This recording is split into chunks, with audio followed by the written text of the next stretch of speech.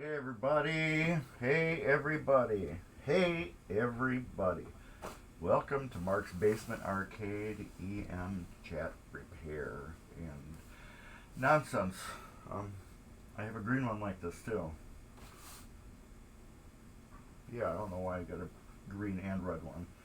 Anyways, I am waiting for my laptop to boot up so I can see chat so much easier. I totally forgot I shut this thing down. And it isn't starting up like it should, which is really weird. I got a spinning wheel thing on it, so I'm gonna have to look on my computer. But anyways, yeah, we are still doing Superstar. However,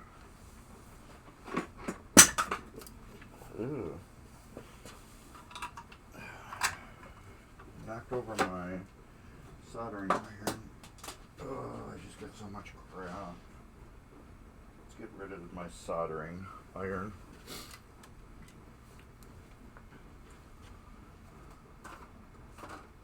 There's the twist tie for it. Should be in this pile. A pile of mess. If it isn't, oh well. We'll just stick it in the bag. And I'm just dropping everything off with it. Just get that out of the way. Get that there. Get that there. And my laptop is still not booted up fully. It's like doing some circle. So I'm going to shut it down. And then reboot it back up.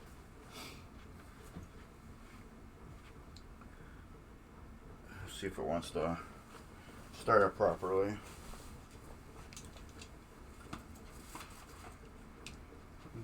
How did that get tied in a knot?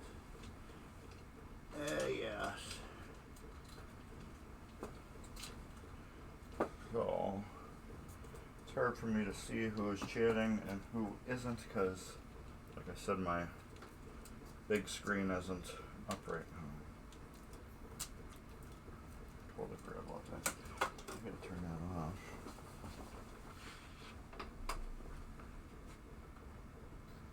There we go. Alright, it's rebooting. So we are just going to work on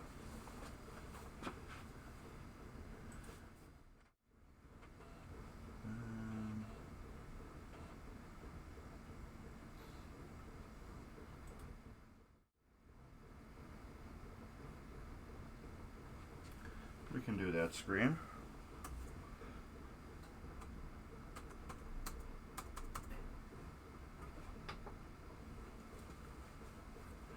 Let's see if my laptop boots up properly. It's like on the main screen, but it's not. All my little icons and things on the bottom are not there. Alright, what I need to do this, we just got to clean these Jones plugs off. Brand new scrubby pad. I'm just going to clean the outside of them really good.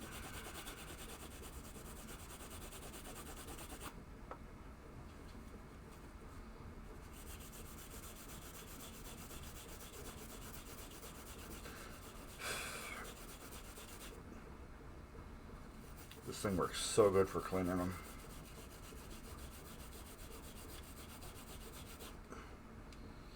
I'm going to clean the edges, the inside and outside edge.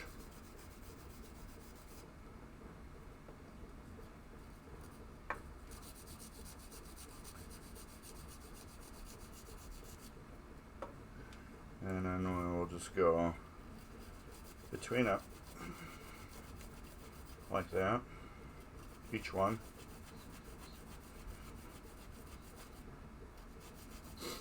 I put a new antivirus on my computer because my old one was expired because it was a free thing through my internet provider. And it worked really good. And I shut my computer down. Now everything is totally working except for that taskbar on the bottom has nothing. So I don't know what's going on with that. Still got nothing. I don't clean the middle of it because there's like no need.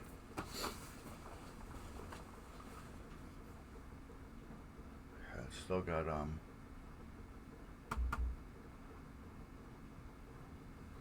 still doesn't know what it's doing. Well, I got Firefox started up. My taskbar is still like empty. Well, Firefox is starting. Oh, there it goes. Is it on? Be excited if it is. Looks like it is. It's just that taskbar has nothing on it. Just click on Twitch.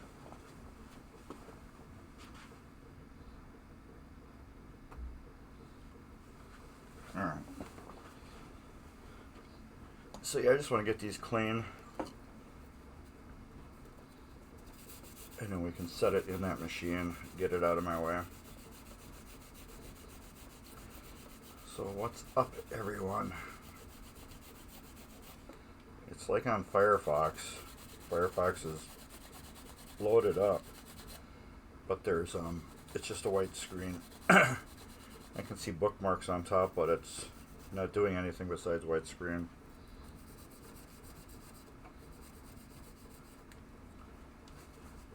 So normally when my computer's been down a while, I'll usually like start it up the night before and let it go. It's usually that McAfee or whatever, that internet security. We used to just wreak havoc on my computer and take forever to do things. But I don't know which one's worse. That is weird how that's attached like that. Oh yeah, well they both plug in just like that, but I've never seen it where it's like, I usually see it where they're separate. But for that one just to be attached like that is weird. Yeah, I still got a blank screen on my laptop.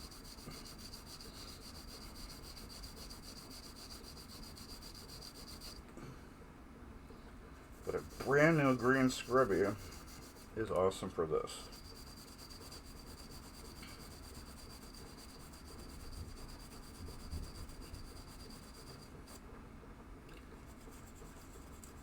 I have no idea what's up with that lamp. Huh?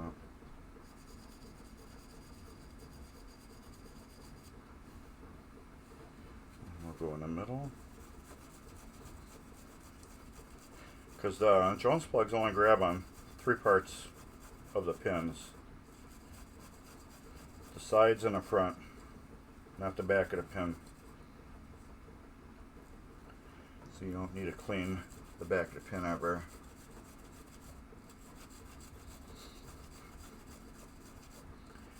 Yeah, I have no idea what's up with that computer.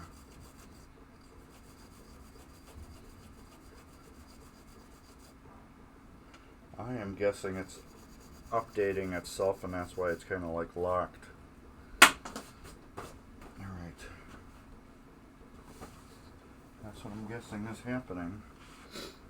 The security thing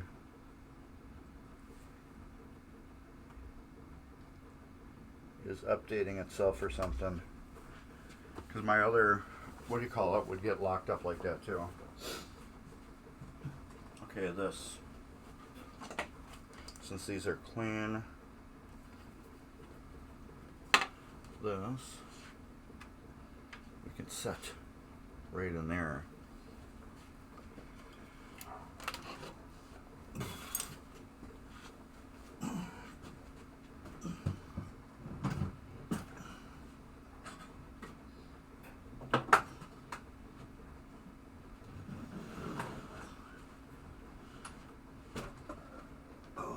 didn't have it plugged in for the first time and I don't know how long.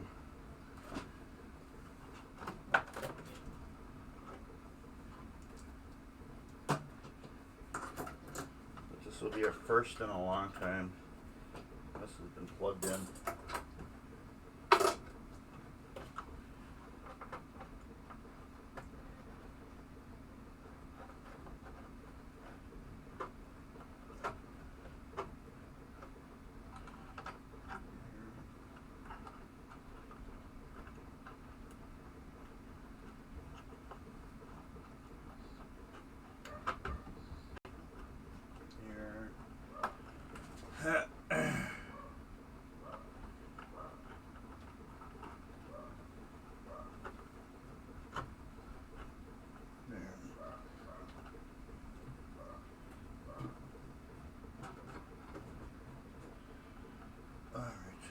First time that's been plugged in.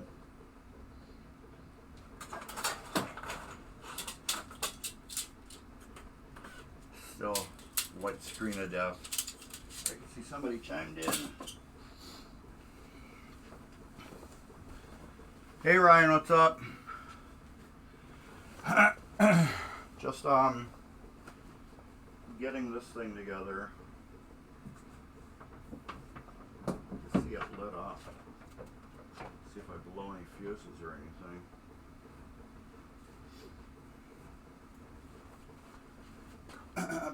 I just want to get this like going before. Don't die on me, camera.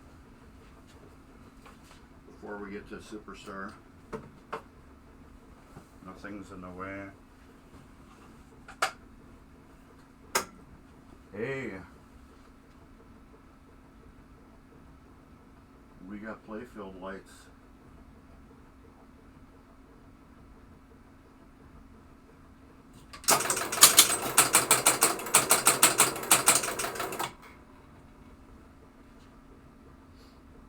Clock stopped.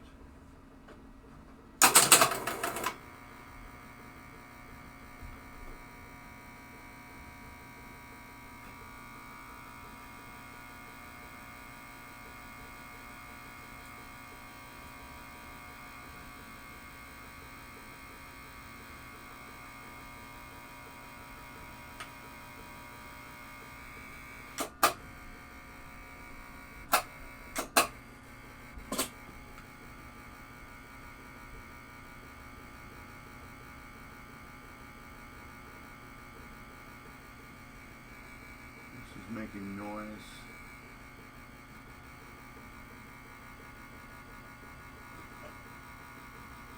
Says the clock is running.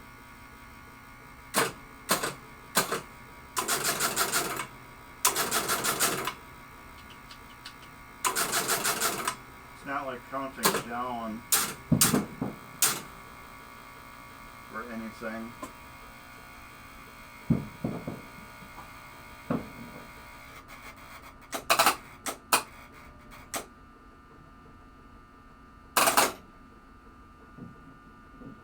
It's not making any noise.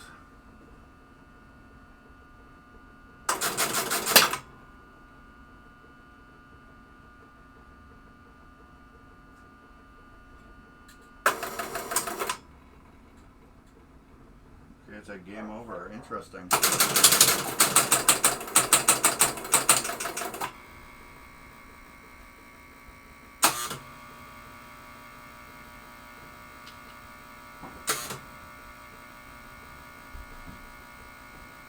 I have to figure out what's with what. But it's alive. It's just the clock isn't counting down.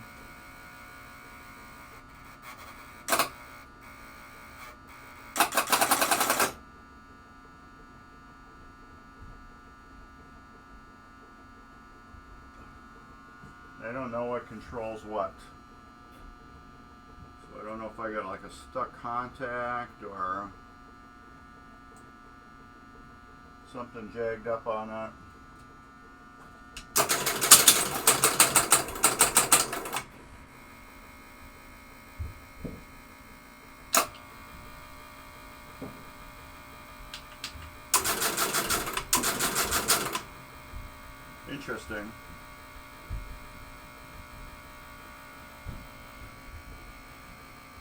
I have no idea. I know the clock should be ticking.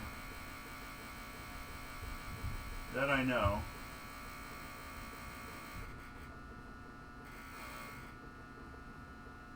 Potentiometer.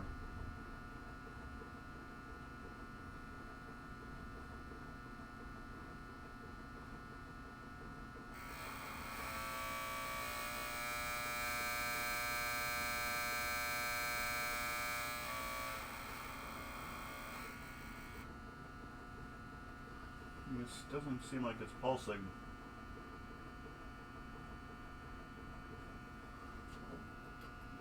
I'm guessing the pulse unit, there's something wrong with it.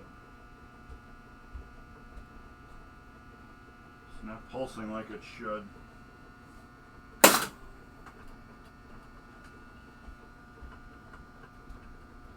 That pop bumper's not even working.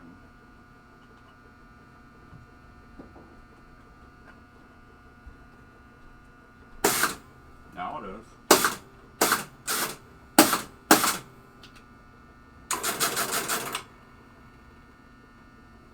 Yeah, we're not getting clock movement, which is interesting.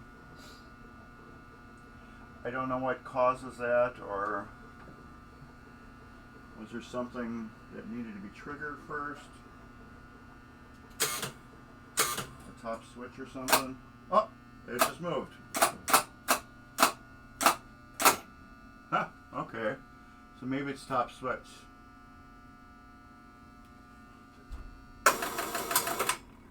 Okay.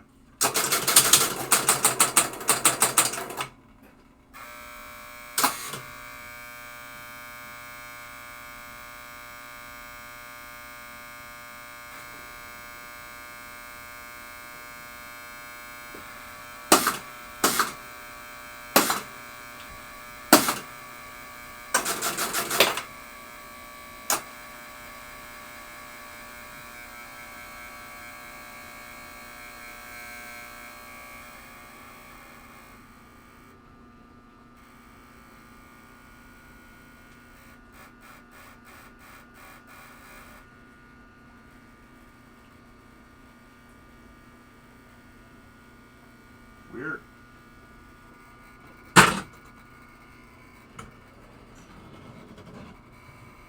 It's got to come up here. So there's no switches up here. But it did just start working for a second.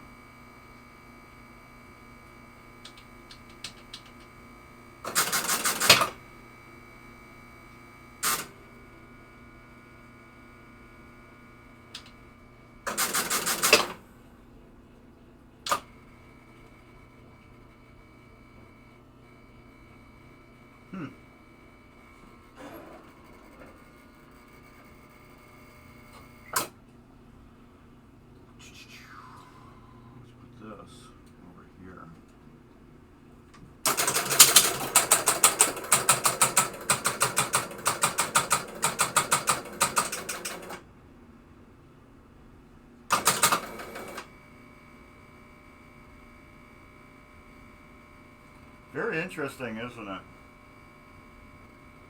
But it's not pulsing.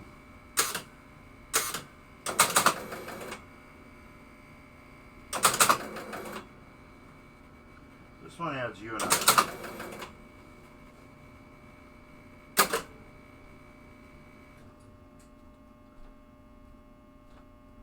But it was pulsing like what it was.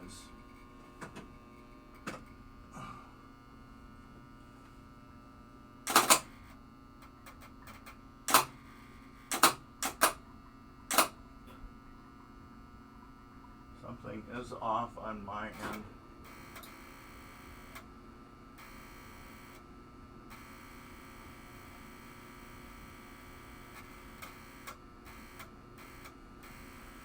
I wonder if this is dead. It just seems like it's not getting enough juice or something. Maybe the cap's bad or something. You know what I mean? So let's ohm test it real quick. I do have another one of these units.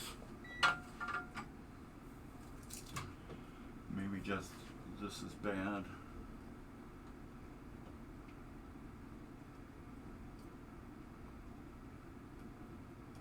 Huh. Okay. I don't know. Range. Select. Ohms.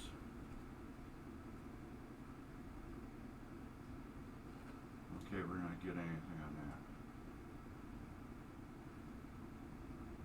Okay, there we are now.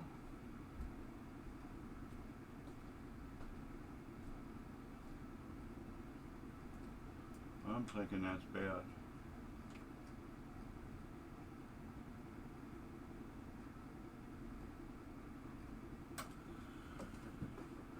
Alright, I'm thinking that is bad. Unless it's something to do with the circuit that it's in, is giving me odd answers, because this is a pulse unit and it's supposed to give pulses to it.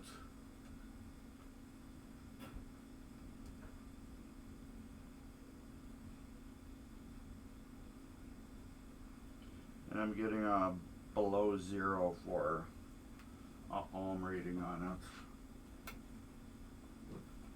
Hold on, I got this shit that's bent over here. What is that? Start relay. I wonder if that could have been anything too. Alright, that start relay, these contacts, I feel may have been touching, so that can give some weird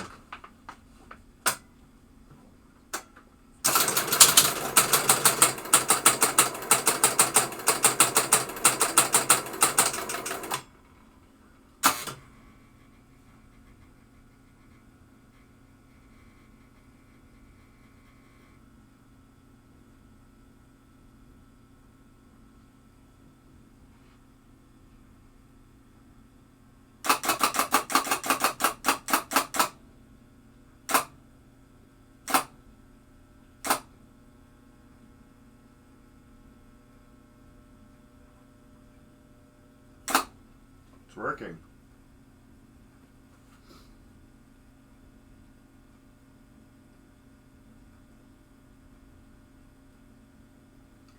Well, it was.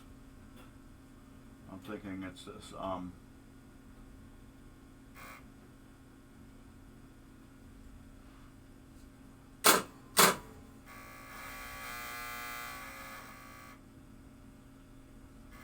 pulse unit.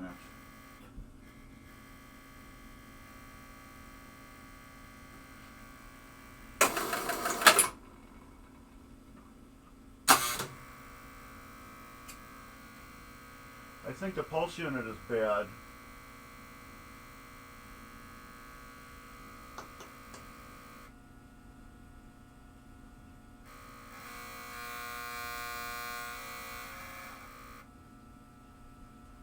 That's what I'm thinking is, I'm thinking the pulse unit is bad.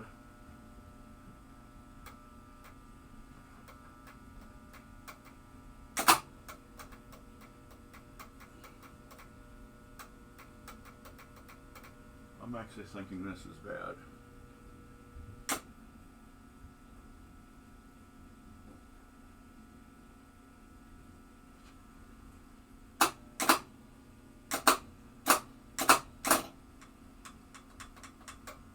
Weird.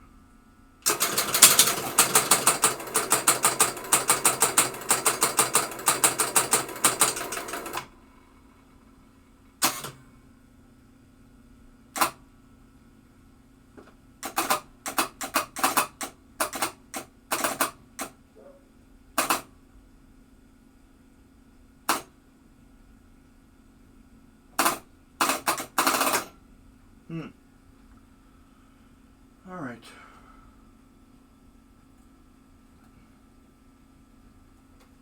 This is a whole different episode. So we will get back to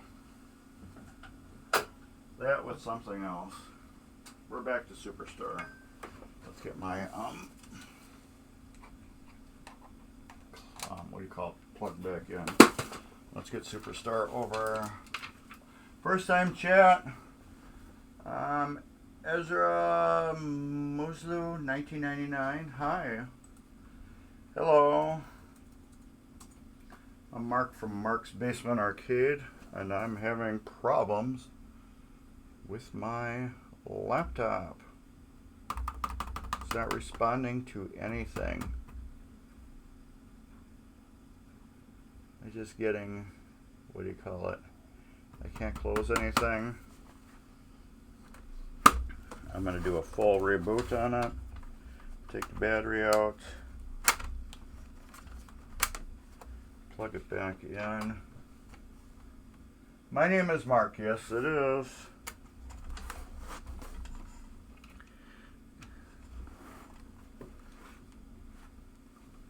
Alright, let's try that. Your name is Ezra. Nice to meet you. Thanks for popping in. I wonder if that relay is bad. It's like giving a little buzzing noise. It's either that or a pulse unit. I'm going to have to figure out what these pieces are and see what they're doing. I don't think that, what do you call it, is bad. It seems to be working.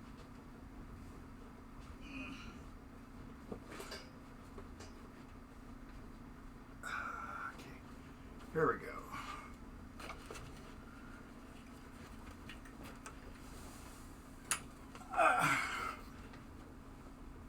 Superstar. Whew. That was fun. I got a pinball. Alright, let's get my parts I'm going to need.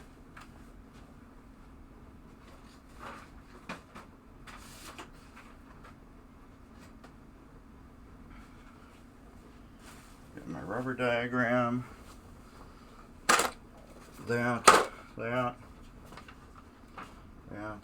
That is off, out of the way.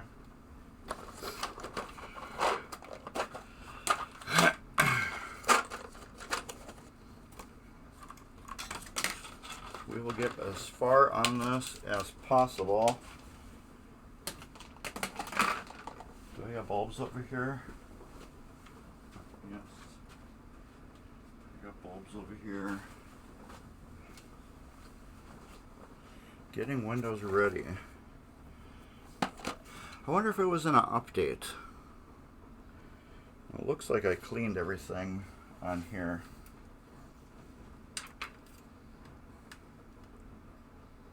So we were working on this. I'm sorry it's hard for me to, do you like arcade games? Yeah, arcade games are alright. I'm not into them a lot. I'm more into pinball myself. A lot more into pinball. But if you go to the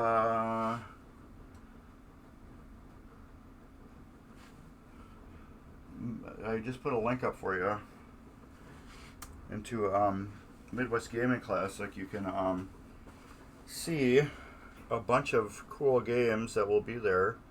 Have you ever been to the Midwest Gaming Classic?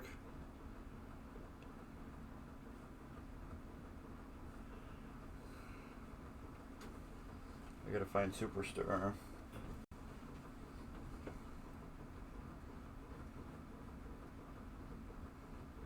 There we go. Found Superstar. I got videos of all my stuff. Let's see if this computer's gonna start.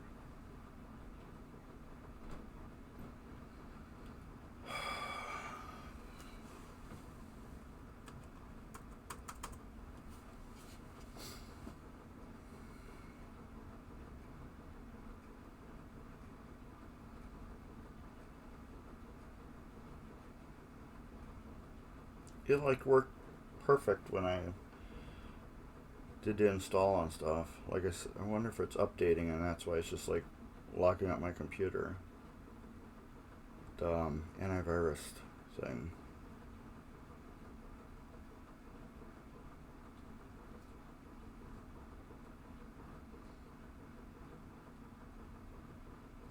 Alright. Why is that tightened up like that? Alright, so what are we going to do? Got this. Let's get some light bulbs in. There we go. We're on the main screen. I don't see the taskbar at the bottom yet, which can be good.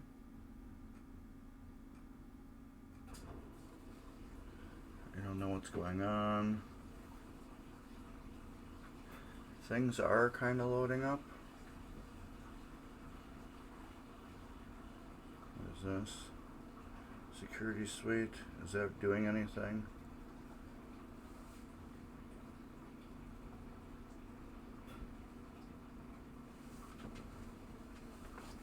I'm sure it's like updating or something. Alright. I hate computers. This we will need. This we will need.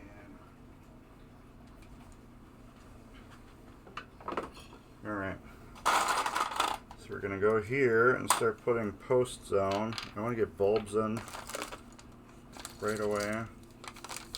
These are Comet Retro SMD bulbs.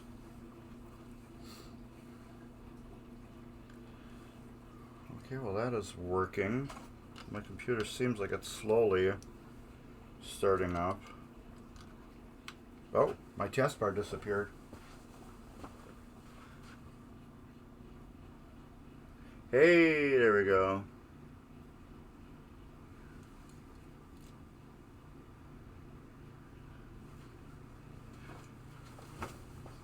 These are Comet Retro SMD bulbs.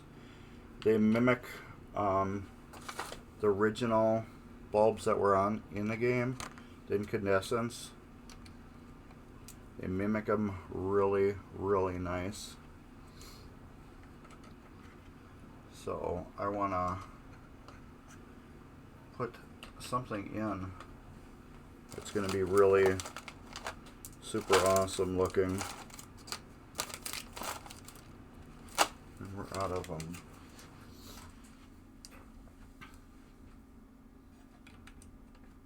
This is really hard to chat with anybody with.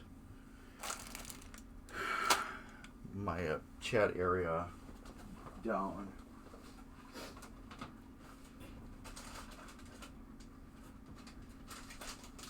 I got more.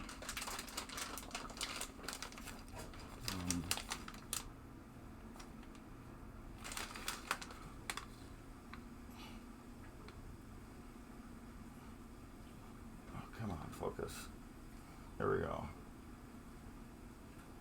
That's what I'm putting in. Yeah, the pinball is very fancy.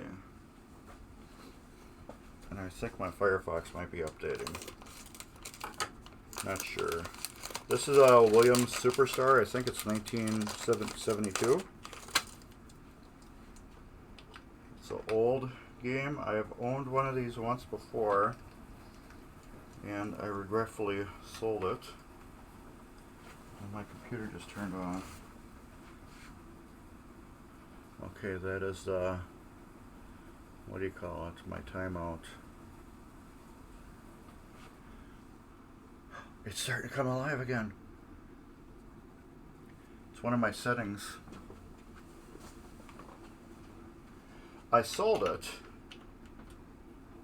Okay, it says I have no internet. Let me get back into my system. This power sound. I had one before, and I sold it because people told me it was a horrible game. So I sold it. And then after I rebuilt it and put it back together, I realized this is a really killer, awesome game, and not to listen to people anymore when you want to sell stuff, buy stuff. Yeah, something is still. Start new session.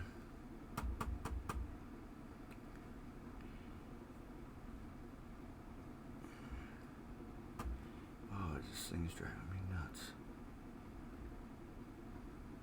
Looks like it's kind of working. Anyways, so yeah, I learned not to listen to people anymore when they're telling you about games, if they suck or not like that.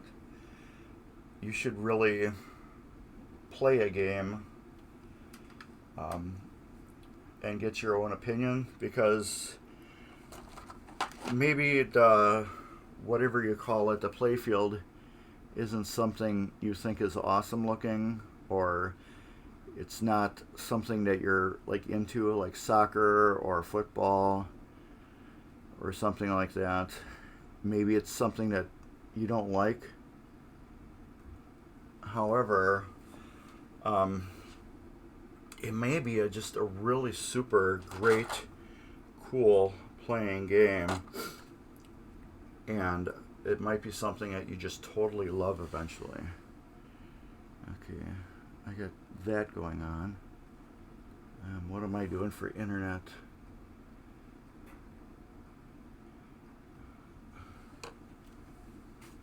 Why am I on Wi-Fi? I'm clearly plugged into the internet.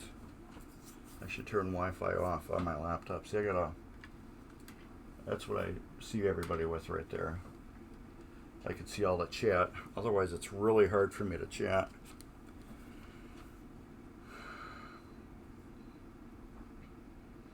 Those are all nutted, except for that one.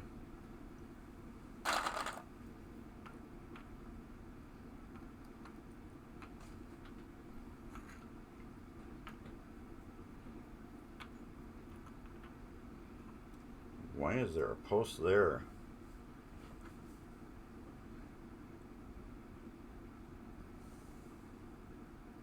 That is crazy. Where's the plastics for this game? I don't want Wi-Fi on. Okay, yes. There we go. Hey, now we're back on. Let's go to Twitch. Slingshots.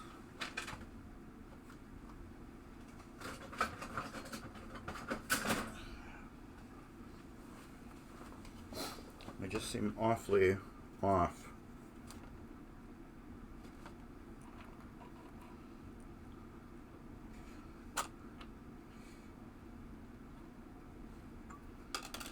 Okay, we're off. Got these three settings. There isn't much I can do.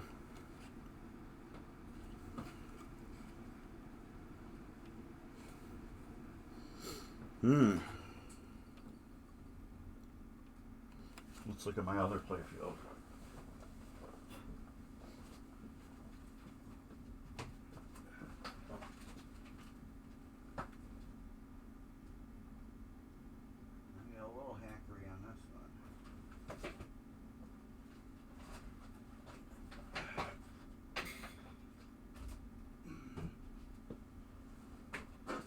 Junk one over here, actually. Oh, good. Twitch is almost back up.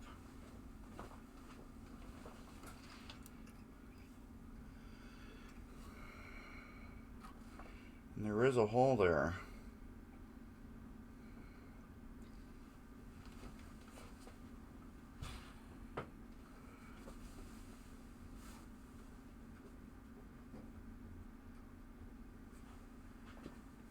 Right on the edge there's a hole.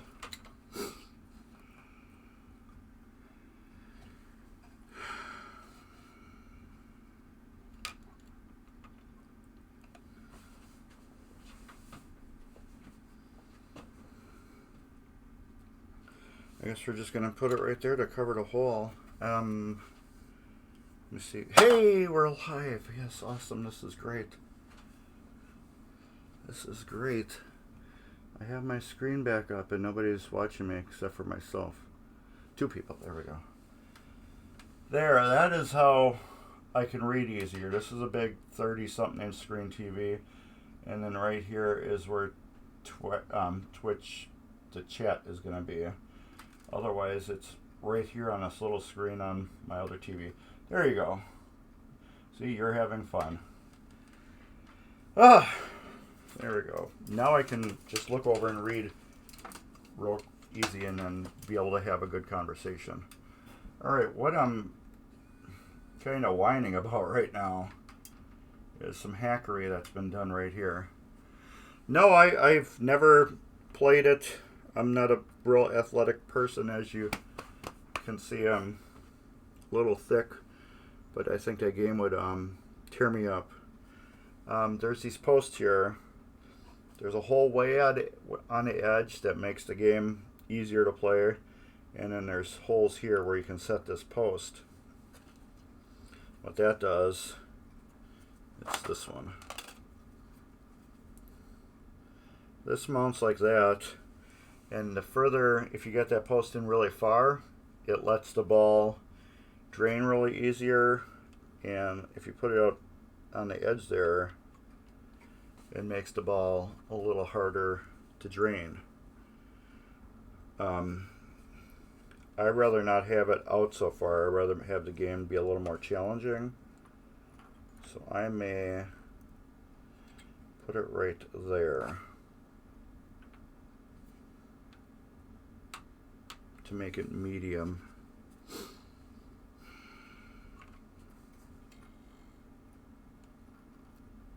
Which is right there. But yeah, the art is kind of destroyed, and I don't want the ball. Let's see if I put it right there. The ball is probably not gonna get near it enough to destroy it.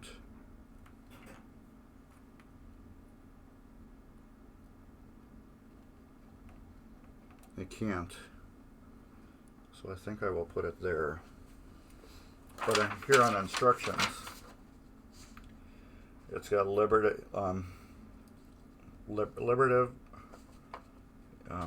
and conservative settings. Liberal, medium, and conservative, medium, conservative, and medial liberal. Liberal, it will let the ball go basically wherever it wants. It gives you makes the opening tighter, and it's harder to get into there. I don't want to make the game so damn easy, so I think I'm just gonna put it right in the middle, which should be right here, and the rubber band is gonna come over enough to hide that. So we will start getting our posts in. Hopefully we won't have a lot of damaged ones where, like this one right here, that's stripped. So I have to fix that. Hopefully we're not going to have a ton of them. Otherwise this whole thing's going to be about repairing stripped holes. Stripped. This one will not be. This is going into a brand new hole.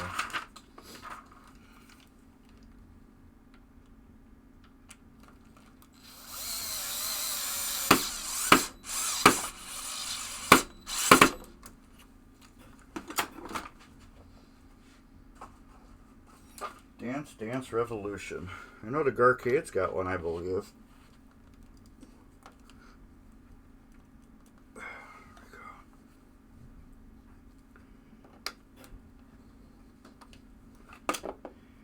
And this one, I'm guessing these all are going to be stripped.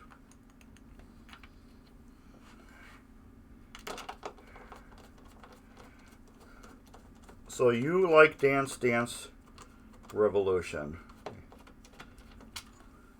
which is totally cool. Everybody's got to have their games that they love. So what got you into Dance Revolution? While you're typing that, I'm going to show you how to fix stripped out holes in playfields with wood glue, toothpicks, and a little needle nose pliers. Alright, toothpicks. I am going to take, I always cut the pointy end off and get rid of that on both sides of the toothpick. That is for human use only. I'm going to stick it in a hole, figure out how far it goes down, and we're going to break off 3 of them.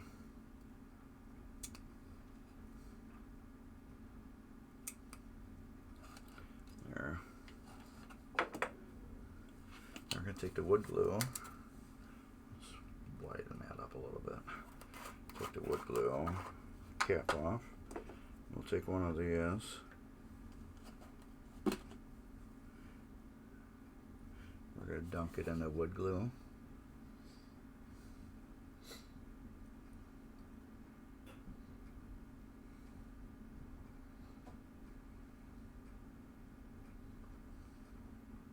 Dunk it in the wood glue and stick it in a hole. We're going to do it to all 3 of these holes that are stripped. And if we do it right, when we tighten it back down, these holes will be magically fixed. So do you have a Dance Revolution near you? Or that is just your favorite game you love? I've seen it played many a times. I just admire the people that can play it, because you have to be in such great shape to play that without burning yourself up.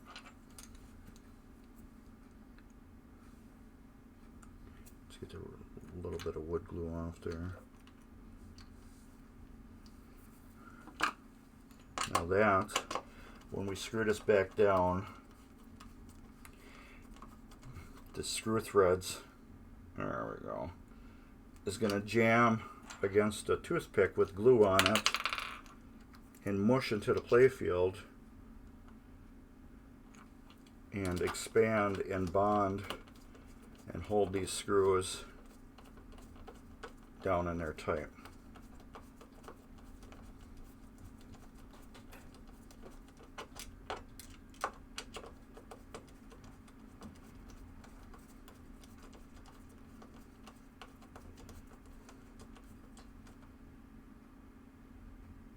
Oh, that's nice and tight. My laptop's making a lot of noise. It's like the fan is running constantly. But at least I can read it now.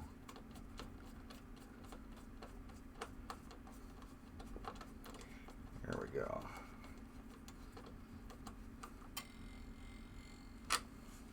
Finally. So this one here, when I put these on top, you can see how it's got room over here for the ball to fly through and drop down. I could have put it over here, but somebody made this game a lot easier to play, and I don't want it easier to play, but I don't want it super hard to play where it sucks. I kind of like want it right in the middle of fun and not fun. I'll put these plastics away now. Alright. So that's kind of how we're going to be spending a lot of time together. And I got metal that we got to put on here too. This is just going to be fun. Bulbs, I believe, are done. We can get rid of those.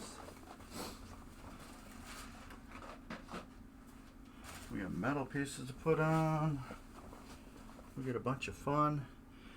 I can almost already see that every single one of these screw holes is going to be stripped, except for the 2 new ones that we're going to be using.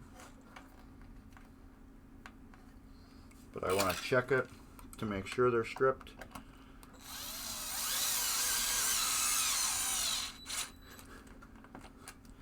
Before we go that far, I kind of want to get this other tool out so I can use the power.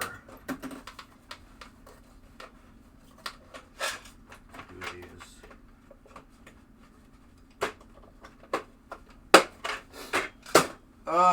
Hope everybody's going to have a great holiday this year. Totally hope everybody's going to have a great one. Hopefully they can get, everybody's holidays are going to get better and better than what they have been with COVID and lockdowns. Ooh, that's tight.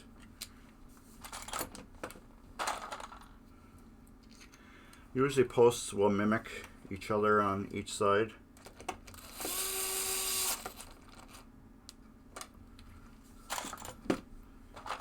On how they tighten down and what they go, how they go down.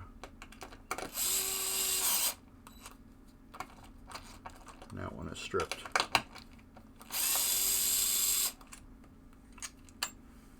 No, I didn't strip it. It was stripped. And then this tweezers over here. Yay, reassembly time. What's up, Borg Dog? I just was working on travel time. Just at the very beginning. And I got travel time fired up for the first time.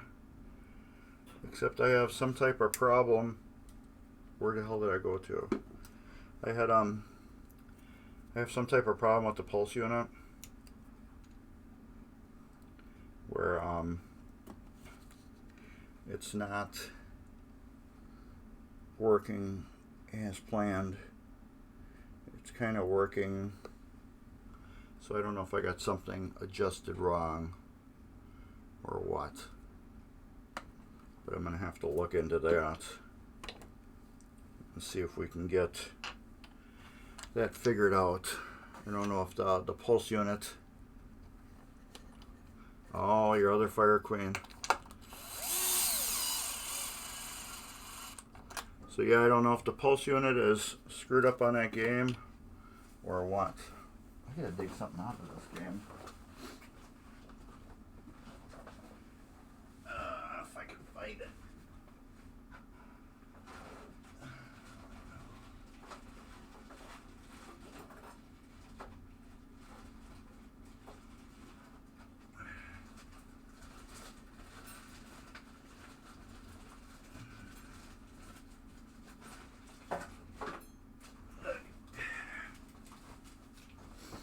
I got some new parts for it that are hard to get. These, which are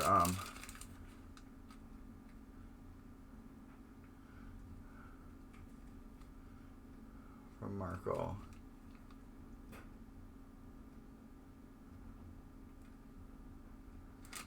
Two of those that go into here.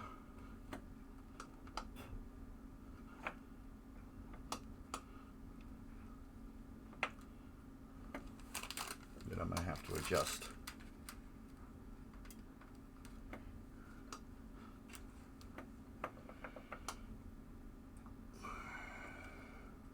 Not bad. One more turn, push and turn. There we go. That's perfect. That's about. I like that. That is a cool thing. Look at that. You got your post here, and you got a blocker right there. These things are awesome. Another reason why I like this game. It's got those two odd things on it.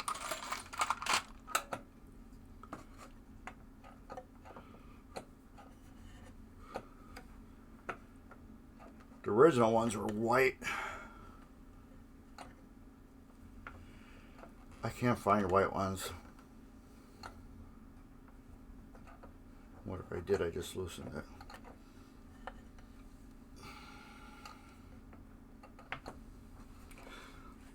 I can find red ones. It's still loose. I'm gonna have to adjust that.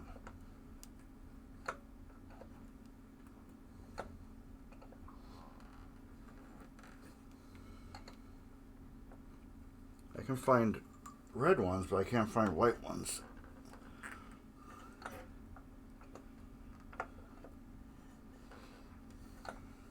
There.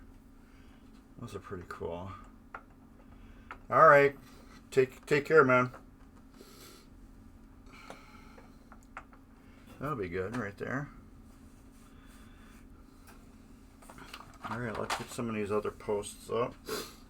Let's work on over here. Let's work on those. We got three of them, maybe four. 1, 2, 3, and then 4.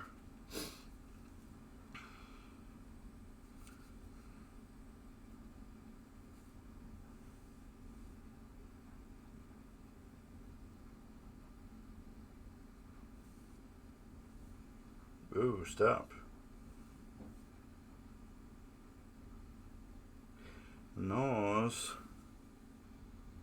are all top post things too. You can see the original white one here by my thumb where the star is. And now it's red. So they're all top post too. These, what I mean by the top post, they have the post on the top and they just let what do you call it?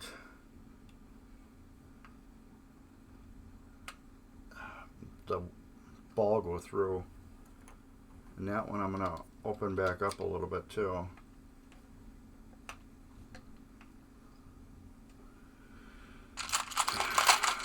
Because whoever originally set up this game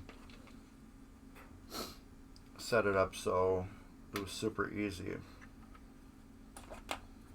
And I don't want a super crazy easy game.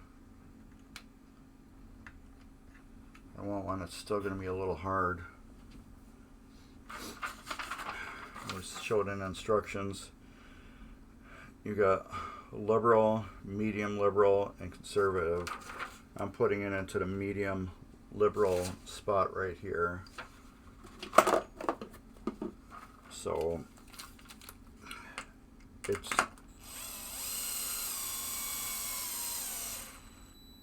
makes it a little harder. I don't want my games to be so easy. That one's stripped.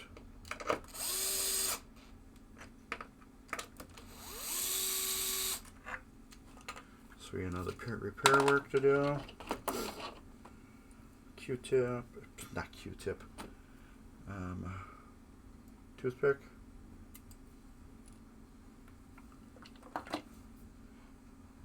Toothpick. Here. Wood glue.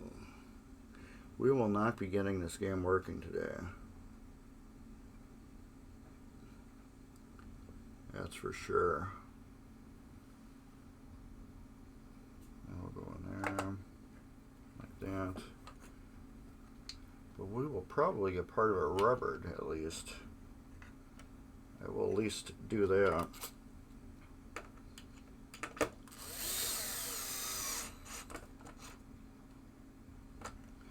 See, now when I fix that, I can just keep spinning it if I want to, but I'm bringing it down so it's tight and snug, and I'm going to leave it like that.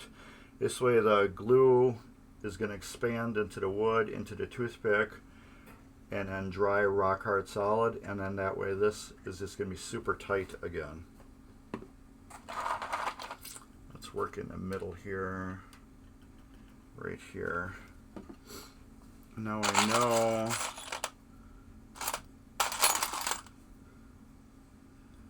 this, this, this.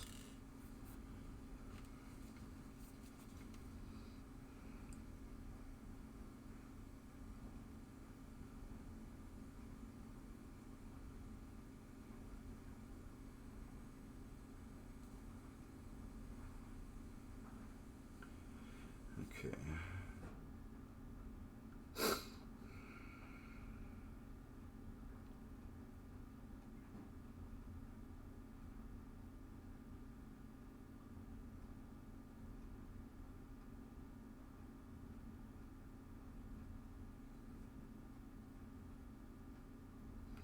No. There's got to be a picture of that. So I want to see exactly how it came out.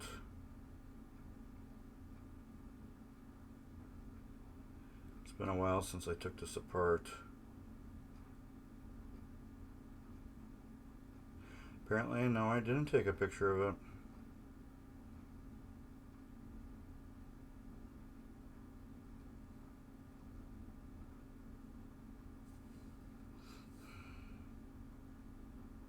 I gotta change my phone to the basement Wi-Fi.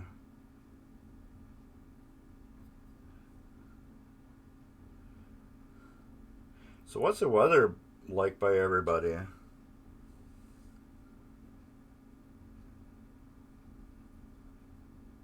Nope, I didn't.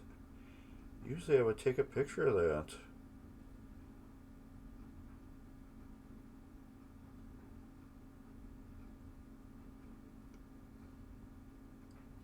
I guess I figured it was self-explanatory.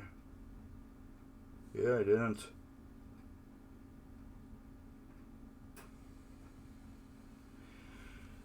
Alright, this will go like that. This will go like this. This will go like this. This will go like that. This will go like that. So we got the star washer on the bottom. You can see it's totally bit into the Playfield. And this goes like this. I remember this weird copper colored post went on top. I do remember that. So that goes there. That goes like that.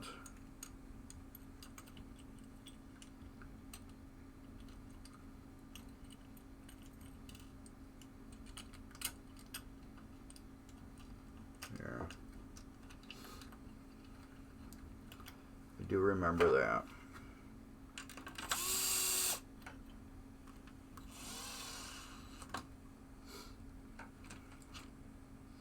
The thing I'm putting on right now is so when it kicks the ball up, it shoots it that way down towards between the flippers instead of up in the air into the glass.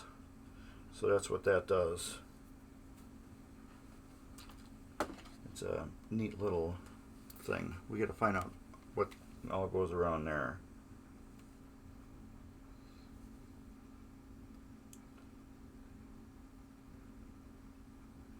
The front are posts and the back are screws.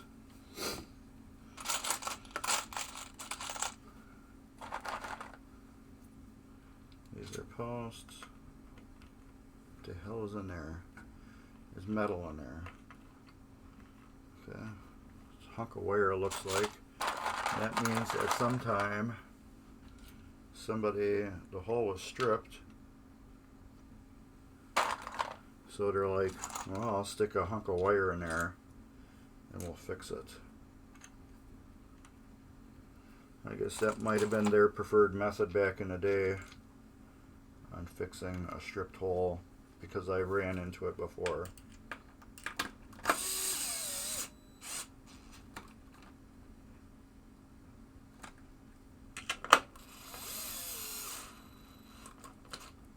I personally don't like it.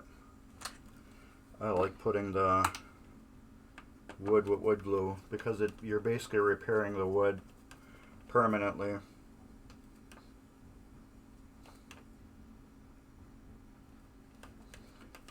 Alright, that one we're gonna wood glue. This one it doesn't feel like it will. This one I just didn't like anything about the way that felt. Nothing about it. That's a deep hole. No comments. Alright. That. Make sure you watch as the glue comes out. Otherwise you will pour it on your playfield. That is a big hole there. I should have just patched it right away. But I give them the benefit of the doubt. Maybe the top of the hole is just, you know, bad. Maybe it's not all the way down. So that's why I do try putting on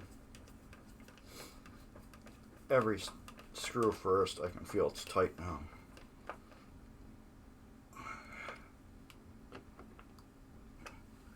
Alright. Let's go here. This one should all be exactly the same as the other side.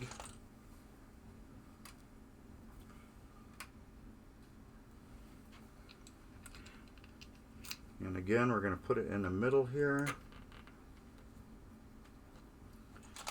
I don't want to make this game super easy, and I don't want to make it super hard. I just want it to be just as challenging without being to the point where the game is hated, because this is my personal game.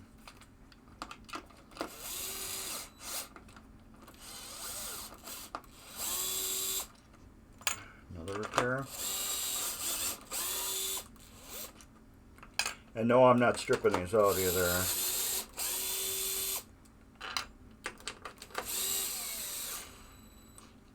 Notice how that one slowed down like that?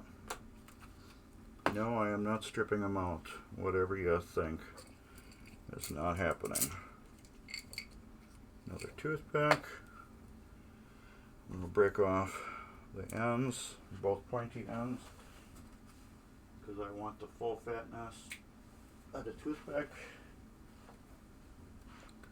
I figure out how deep these are.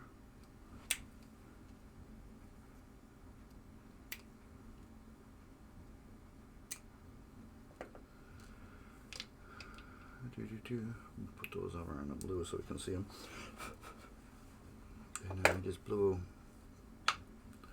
them all over the playfield. Alright, stick. I remember when I took these out thinking I'm going to be gluing a lot of holes on this playfield, which is kind of crazy, because I'm going to show you my parts playfield I have for this game. There's a lot of glue, and there goes a hunk of wire.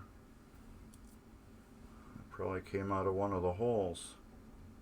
I think the wire actually does more damage repairing holes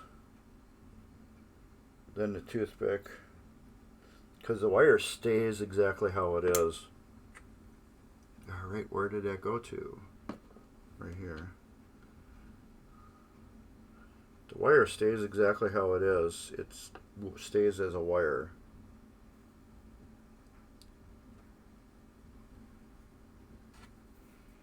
It doesn't change So I think it just gets in that hole. I think it does more damage than actually fixing anything.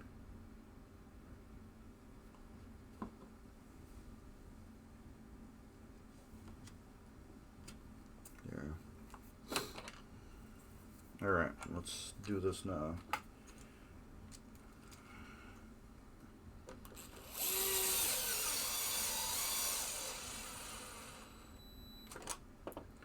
There. This is also variable speed too, so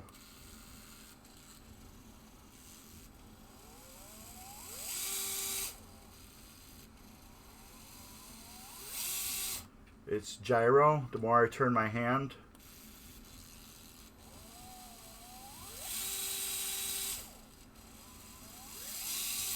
the more it will spin to the right or spin to the left.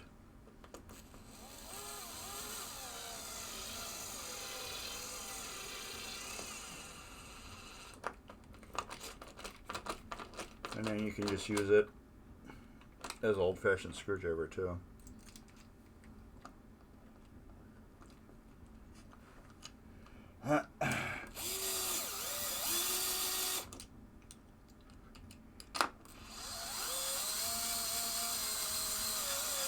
It has metal in it. I can feel it. I got such resistance. I can feel it in there. So that, since I got glue in it right now, I'm going to stick another piece of toothpick in there with it. Hopefully we can power through it. There we go.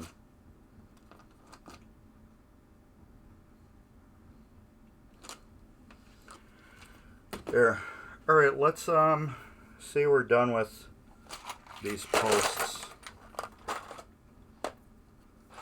Let's put some of this metal on the bottom. I'm just gonna get this stuff kinda out of the way, like the glue and stuff like that we don't need.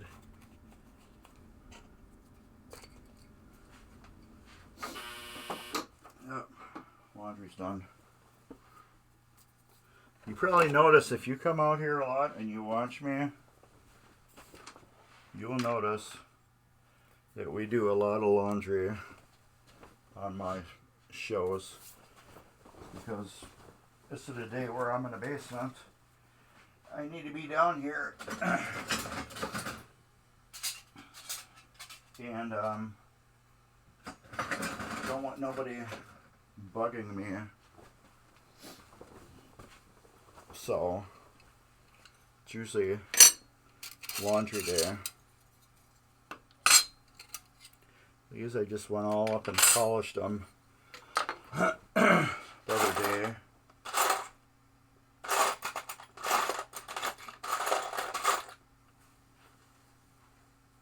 Okay. I was like, okay, how's this screw down?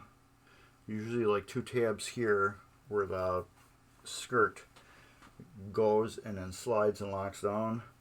This is a screwed down skirt.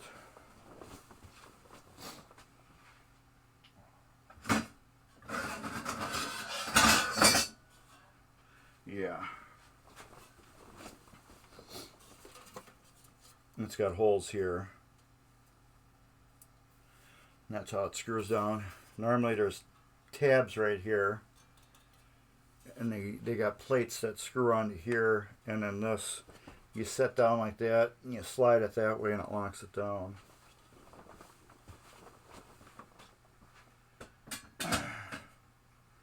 But not on this one. Okay, this will go down below there, and like that. We will have to find the screws for it. I'll take this off because we don't need that. And we'll put the screwdriver bit back on. And the 2 screws that are underneath here, I will put those on when I get it in the machine.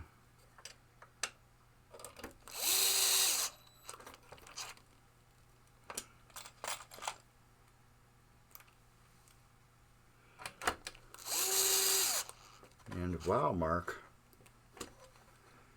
that thing is just so shiny. Why is that so shiny? That's because I polished these. I actually will take them and polish them. There you go. You can see some reflection in me. I polished them, not this side because the ball will never see this side, but this side.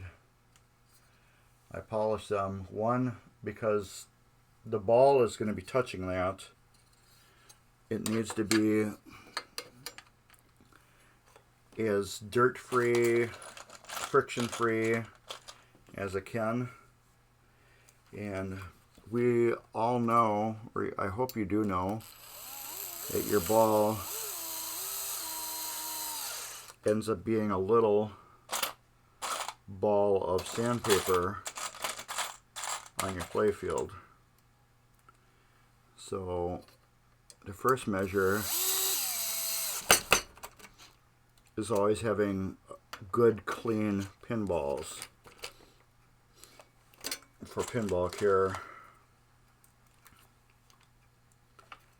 And so my first spot is the area where the pinball rests and gets beat up on. Why not have that another super clean spot? I don't think a lot of people take care of this area on their machines. I think this is a neglected area on most machines. Put it this way, have you ever heard of anybody else polishing these areas, cleaning them up, getting them all neat and perfect like that? You probably haven't. I have never seen anybody else do this besides me. What came for me was one of the games I worked on. These areas were so oxidized and beat up that I had a brand new ball in the game and I could see it was getting highly damaged. Going through here, the ball was just looking like crud. That screw I'm probably going to have to pull out and polish. There should be two of those. There's the other one. There'll be the other ball gauge that goes over there. But anyways, where's that ball? Is it around here? Here it goes. Ball goes in here, right? That flips it and drives it over there. As it's going, this ball is rolling on this side and on this side and on the trough, and it's getting damaged. As you can see, we lost the ball. No, we didn't. You can see it can do a lot of damage in that area if the ball's not clean. So that's another reason why I do that. So let's go to putting some rubbers on this machine. Alright, Superstar. My bad handwriting.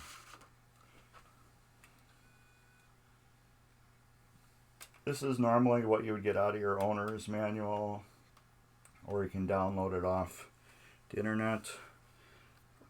The first two ones we're going to do is these 2 5/16, which is going to be closer to 2.5. That's what we're going to be dealing with, 2.5. And I have this giant box of rubber.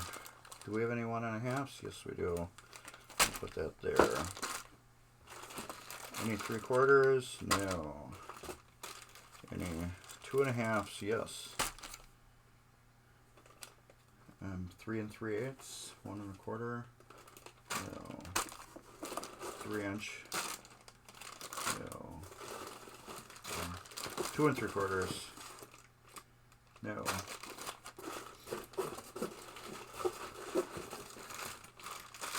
What is this? 2-inch.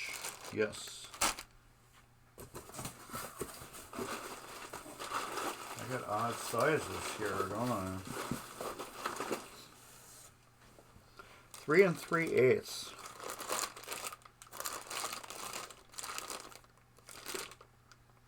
Which would be 3 1/2. 2 5/16 is 2 1/2. 5/16. Let's go with all those.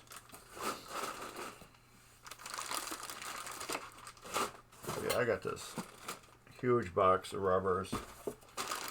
You just take them and you keep them in bags and let's go to town. Okay, those are 2 5/16.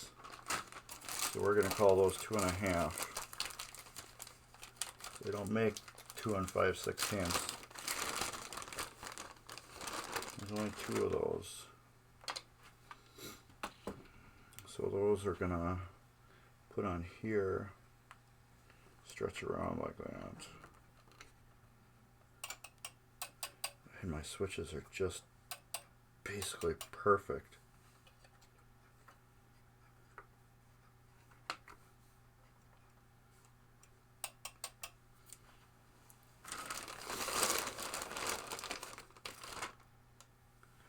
I like doing it this way so I don't cut the rubber on these. So I'm going to pull it around in front of them and get it dropped down, and then I'll put it over the back. And those are pretty, well, that one's horrible.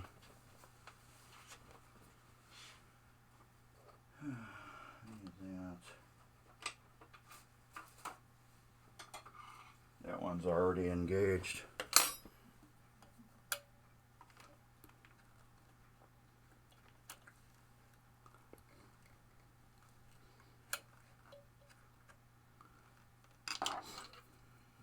That one I might have to go from underneath and adjust.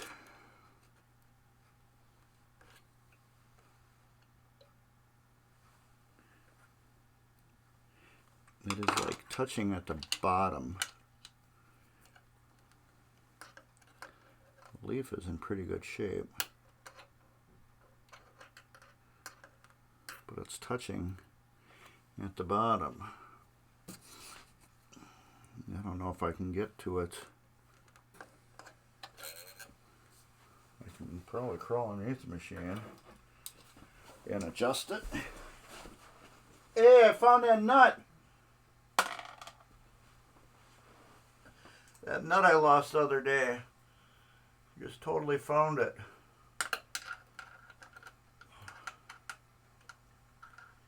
Right out on an opening.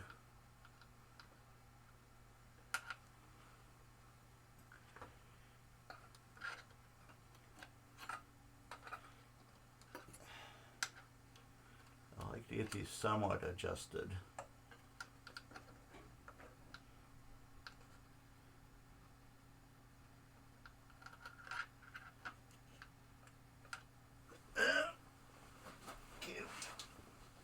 How are we? Yeah, that's going to have to get adjusted with the Playfield up. I can't, I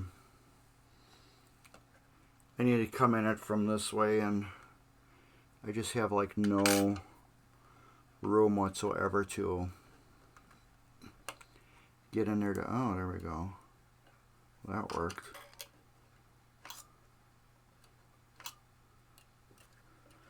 Well, I think that is good now.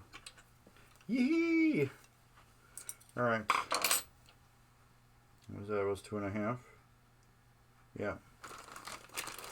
We're done with 2 1/2s? Yes.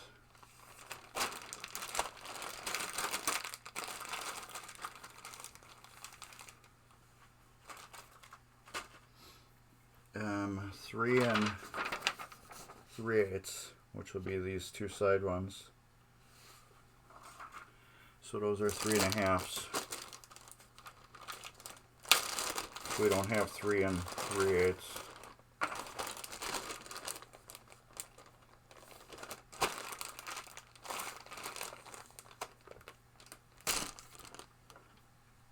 So that again we will put like that, go like that, and then bring it around the back. And that will need some fine tuning also.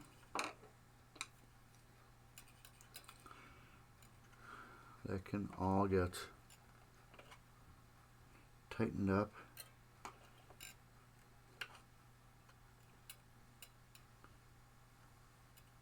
That's perfect. Same with this one. Put that there, bring it along the front. I will show you the switch stack as good as I can.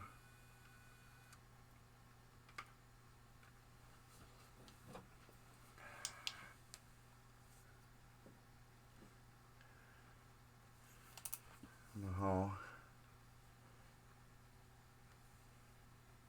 you can illuminate it the best for you there. They're kind of open, and when I go to hit it, it's got to get a good hit to do all of them. So I'm just going to go behind it, push it all kind of close together like that. Now I'm going to take, without smacking you around, take this, get there, and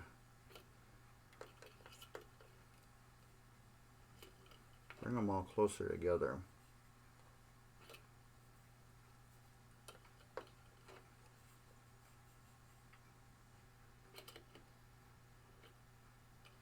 Not that close. Jeez. There. So when it hits, it's getting all of them right away. Even a little hit is going to signal all those switches. All right. Go over there. This we'll put here. We will work on the center there. That, I believe, these are 5/16. We could look at the video if we can find my phone. There it goes. Yeah, yes. Nice.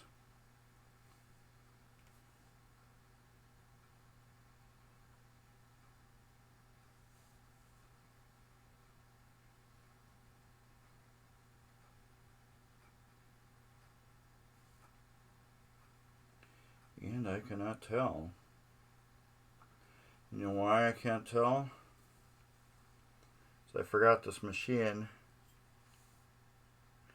When I got it, it didn't smell the best, so I put it out in the garage. And I put my ultrasonic, not my ultrasonic, my ozone generator on it. And if you notice all the rubbers, like here, there, there, there, it causes them to blow up. You can see they're just hanging right there, there, even the flipper rubber broke right there.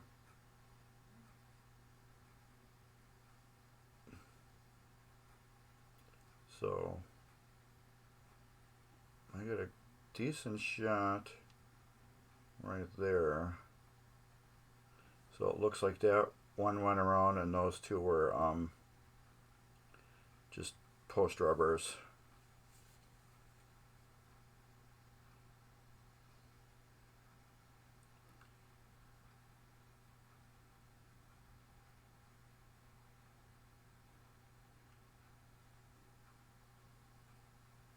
Yeah, because I don't have any on there, so they gotta be these post rubbers.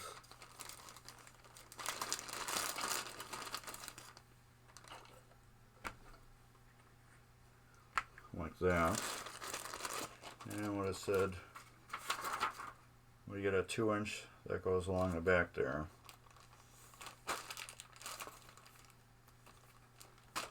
What holes are these in?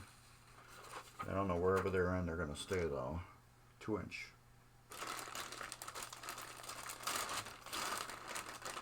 Those will stay like that.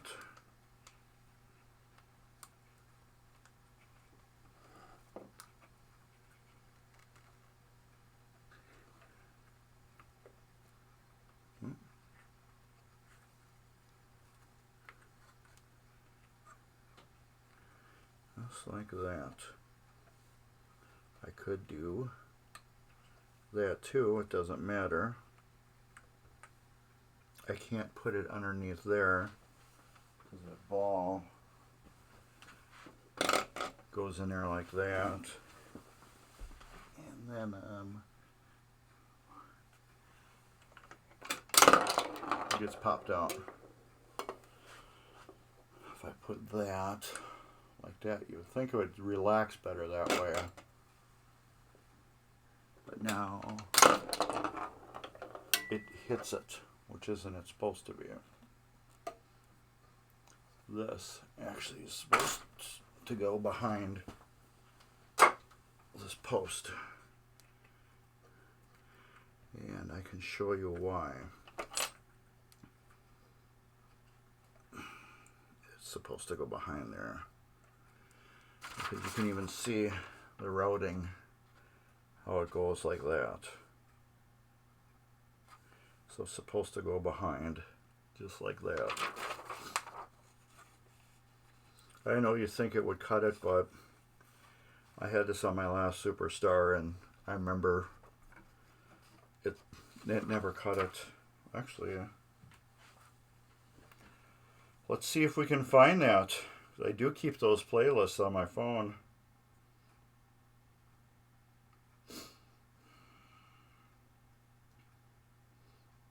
Superstar. Here we go.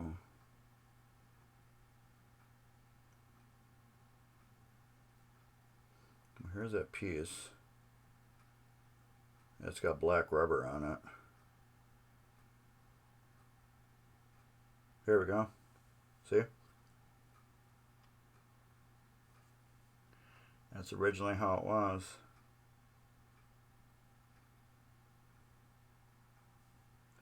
So that goes right behind it. Pretty sneaky, huh?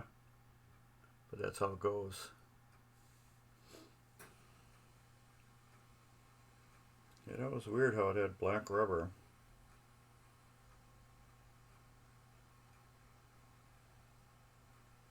There it is, all lit up.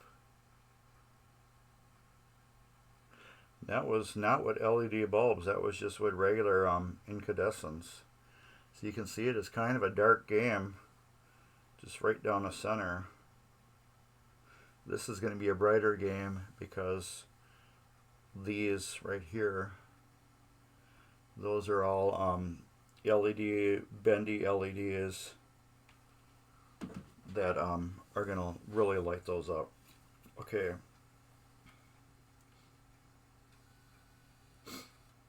So we got the bottom of the Playfield rubber.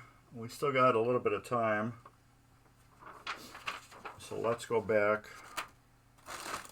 and let's do some of these lanes up at the top so you guys can see how those go.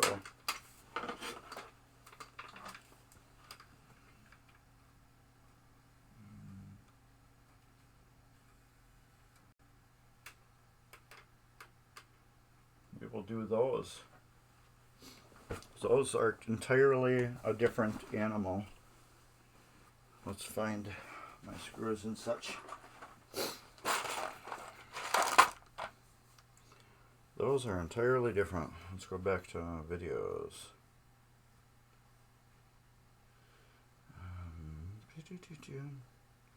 Videos. this one.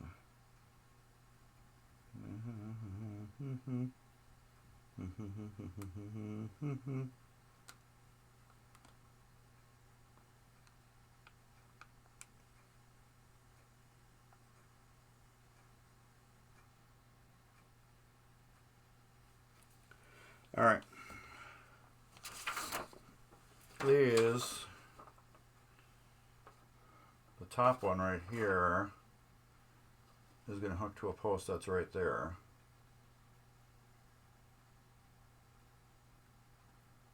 And this one that's right here is going to hook to that post. So these two center ones right here are going to have individual rubbers on them. So we're going to have to worry about putting all these posts on. We're going to have to get these posts on here so we can put the rubbers on.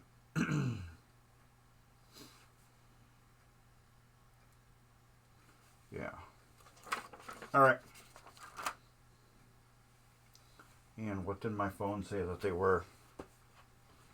These, I know what those are. Well, let's do those first.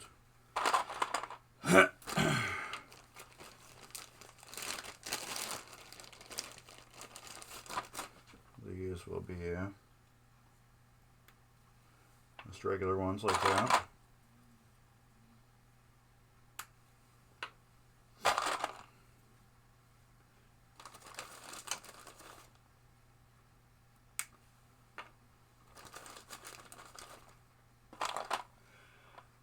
So, everybody that's watching, do you know who I am?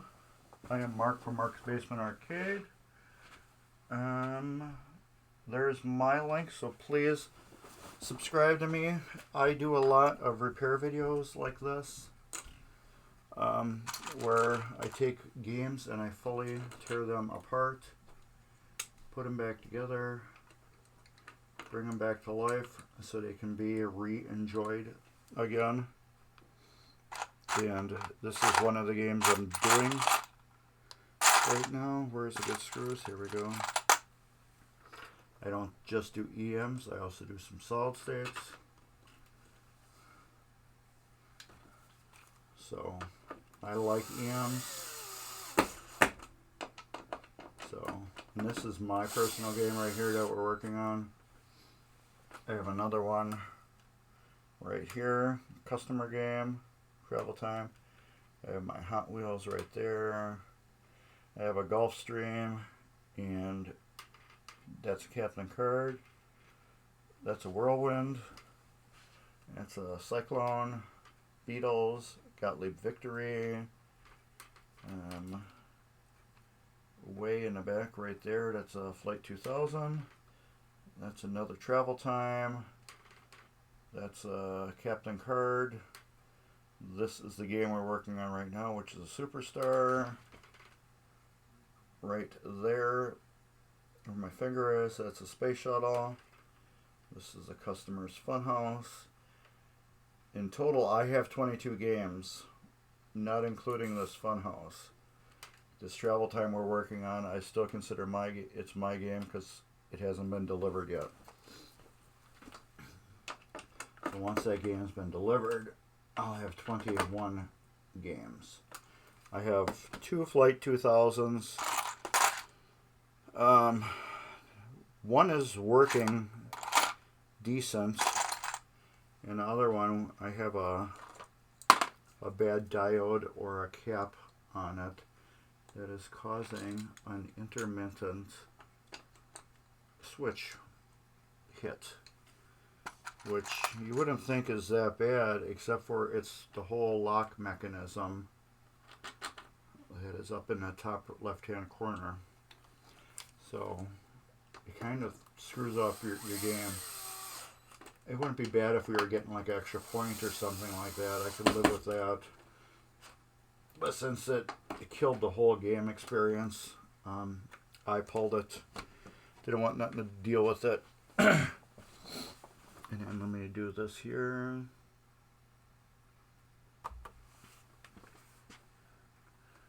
This next link here is the Midwest Gaming Classic. I stream for them out of my volunteer. I volunteer to do that. I don't get paid for this. All I ask is for you to be a subscriber to Mark's Basement Arcade. That's the only thing I ask. You could just drop me a subscription.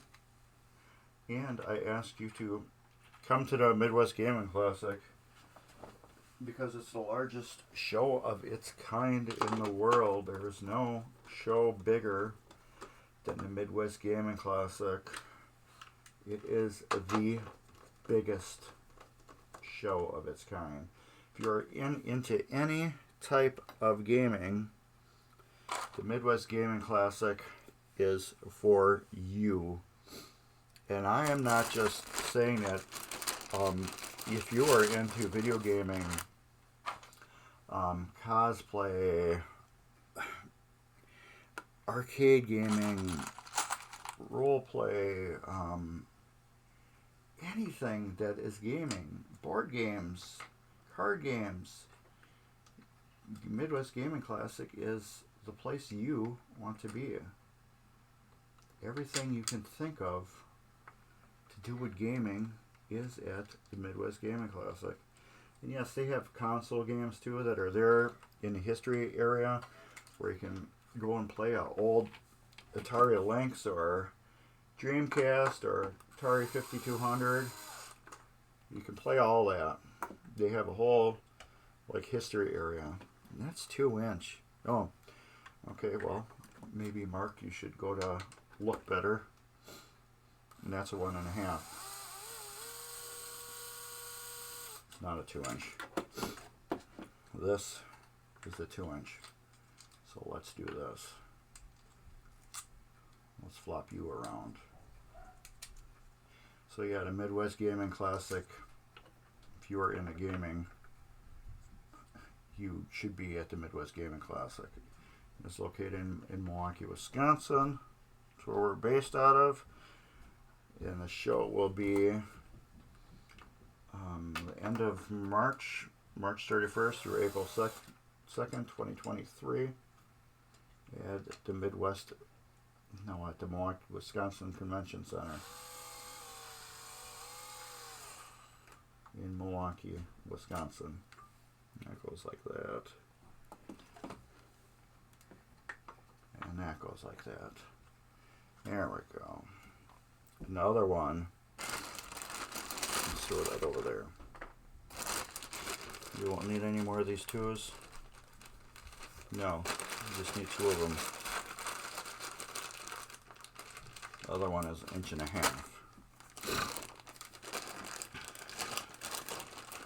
Which will go there and there. According to the sheet. Alright.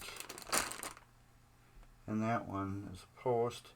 These are both regular screw tops.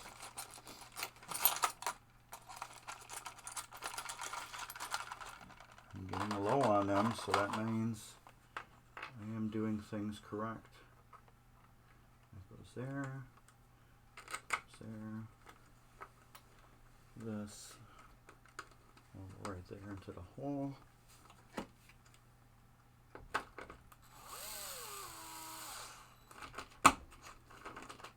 That's tightened down. That's tightened down. This, we can stretch it over like that.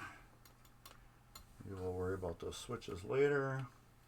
See how that works where you kind of need to have all the posts down. So now there's going to be the arch up here. That will hit that switch. You got your guard right here. So let's work on that one. And I believe that is the same up there. Come on. Yes. Those are all both posts. Which is here. this, which is here, and I have one screw.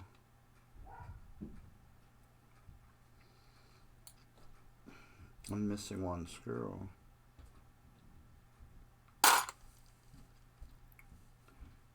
Okay, something didn't have one of them on it somewhere.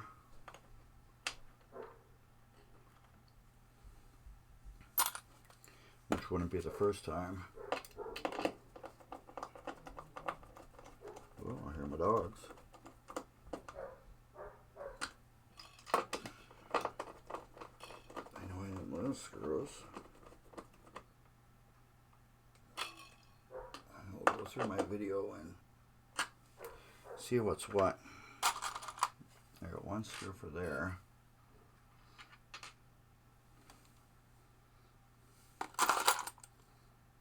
And I don't have another one. There. Duh. Alright, those are the two last ones. Alright. Post. Post. So like I said with these, you want to get this on first.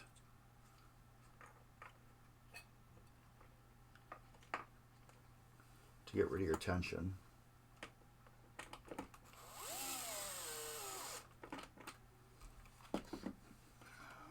Put that on first, and then you can stretch it over.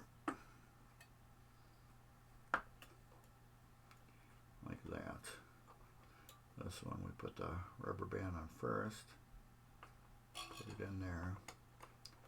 And then put the screw down. Always start to screw with your fingers too. The reason why, because with this, you could easily just drill it and make a new hole in your playfield. And that you don't want to do. This one will go like that. That switch is really nice and tight. This one isn't. This one we can make tight though.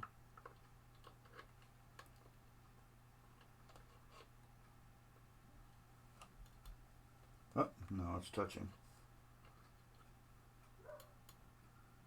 Oh, I can't tell. It looks like it's almost touching.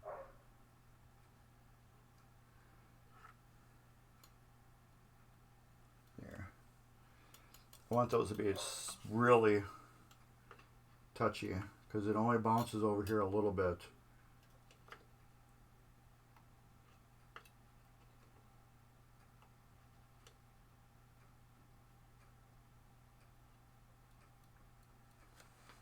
Same with this. That one's like almost perfect. There. So yeah, maybe we just throw everything on. We can't have that many more posts to do we? I mean, hey, you know. So we got a couple here. We got 1, 2, 3, 4 to do here. So let's see what those are.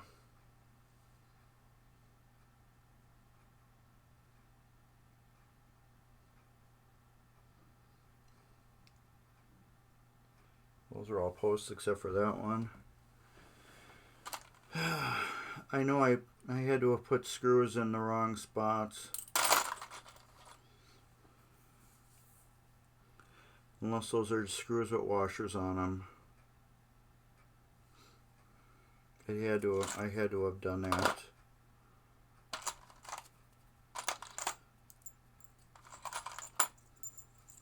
So I just got too many screws that are like different.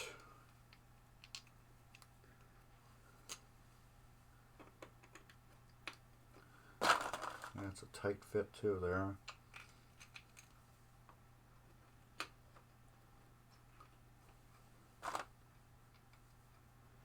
So I'm going to have to look at these front screws really good and see what those are. Why am I doing this? Yes, we should do this though.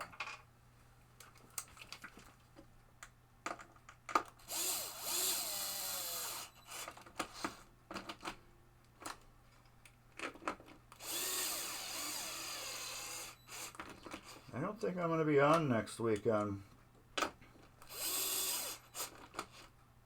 That is stripped. I don't know if I'm going to be.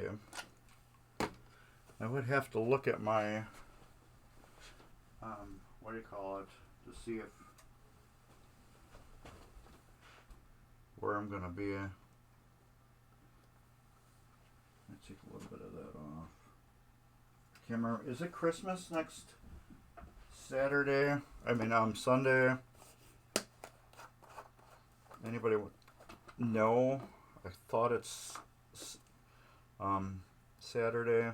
I have to look at my phone. I think it is Saturday, Christmas Day. No, or maybe it is Sunday this year. Anybody got an idea? Don't be afraid to chime in. I know there's like 9 people watching.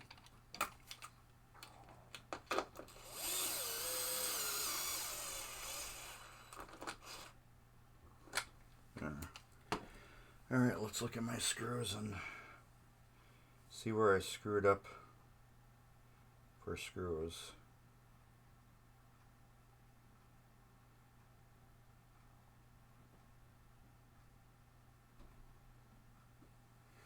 I got one that goes there.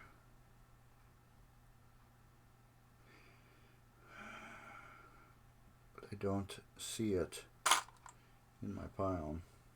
Right here, there should be a screw.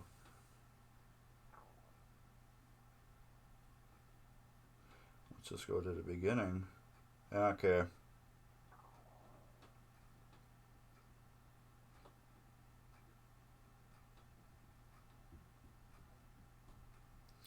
Alright, that explains. Right there. I know you can't see too good.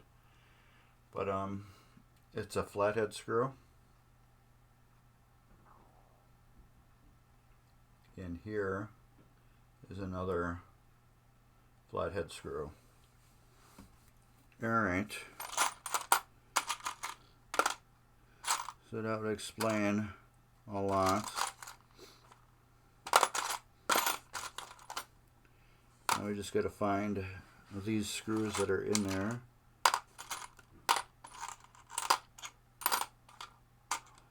And get rid of them. I don't even see them in here. Okay, here's one, which I know is a wrong screw.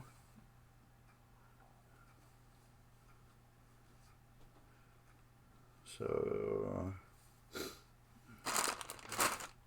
that one we will take out right there.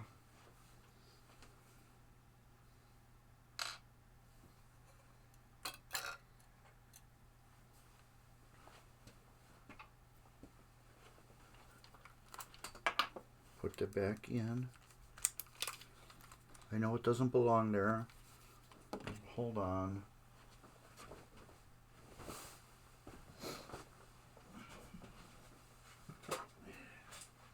Let's just do this.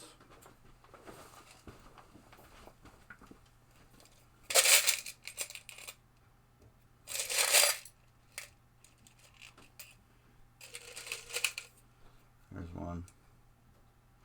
Wow, I never even took the walnut out of them.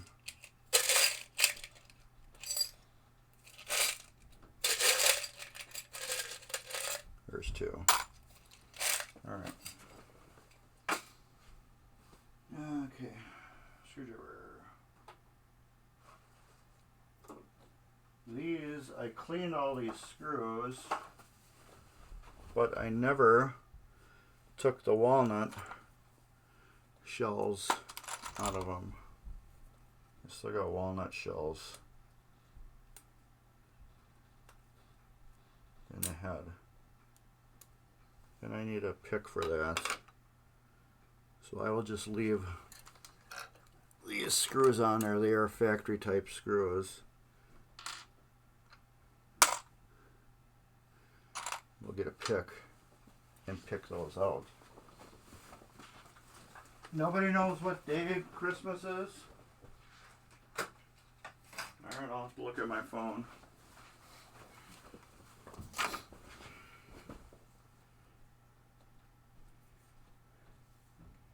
It is Sunday, so yeah, we're not, you won't see me on Sunday.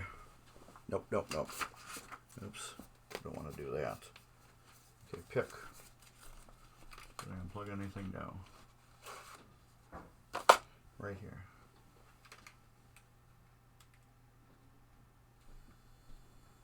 There we go. This is a little dental pick. When I clean these, I put them in I got a rock tumbler, and I fill it up with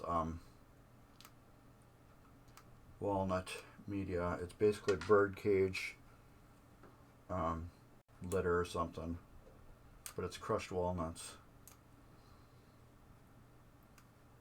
But it's amazing for cleaning. But all your things like that, it just fills them up with walnut shells. All right, there, we got that fixed, and that had a regular screw head, so we will put a regular screw head there. Why is that even there? Which doesn't make any sense to me.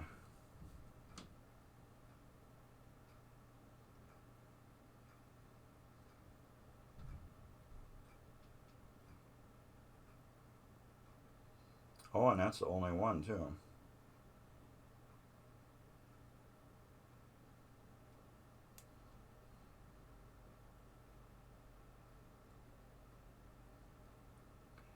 Okay, that, come on, focus. That, it shows it's got a post rubber on it, which is right there, which I don't understand. I am not putting a post rubber on there.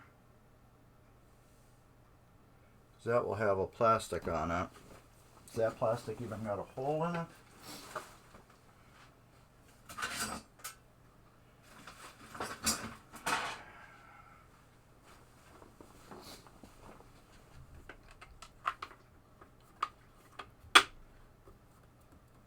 No. So we're not putting a rubber on it. It's going to get no rubber. Well, we will clean these, I think. Let's put that there. That's got no post rubber. But I only needed one of these screws. Alright, 3 3/8. 3 1/2.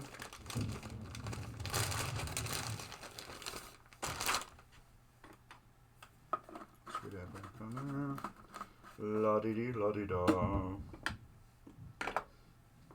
This will go here, like that.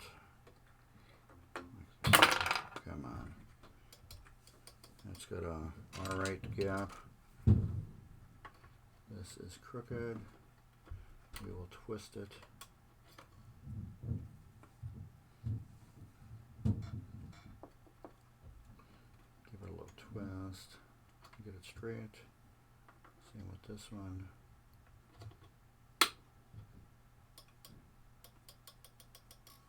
Perfect. 5/16 rubber. You went for a 3-mile walk in the snow. No, I am not done yet. I have a whole box of rubber. I'm talking at Jeremy at Pinball Mayhem, and he's like, if you're doing that many machines, just buy your own rubber. So yeah, I went and bought my own rubber. Bought a little bit of every size. Yeah, so yeah, I do got a lot of pinball rubber. No, and yeah, no, I am not done yet. We're fixing holes. And went into a whole tangent of other things. But yeah. And I think we're gonna... Let's go to cleaning plastics. I have to actually get my stuff up from upstairs. I have my Novus up there.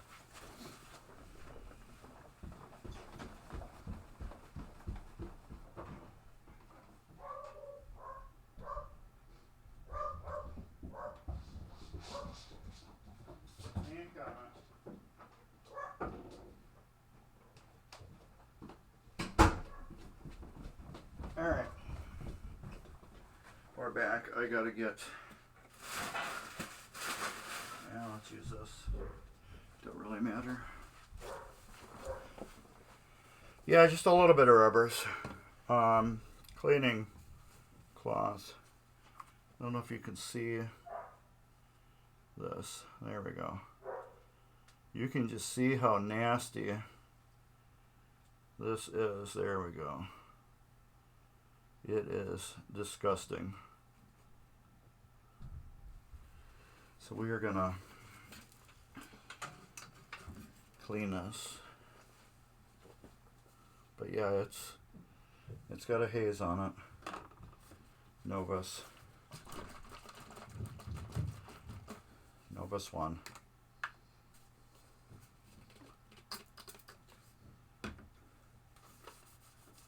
Just that one spray. We'll clean this off pretty good. Look at that. Already.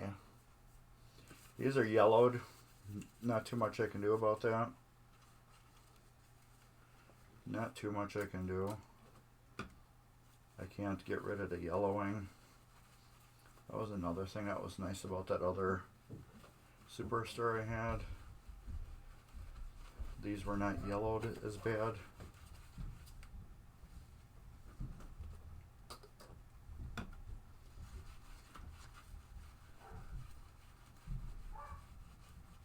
But yes, that shows you what a clean plastic. How good to clean them.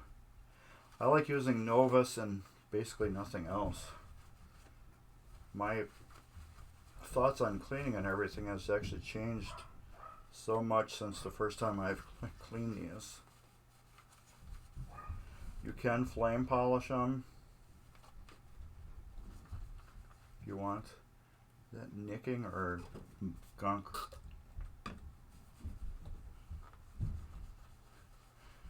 Flame polishing is basically it's heat and it gets rid of like some of the fogginess to them. Okay, there, see how nice that is? I will leave that there and I will go get another one the other side.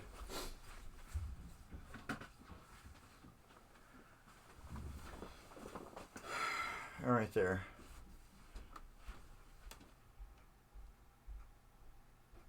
You can see the difference.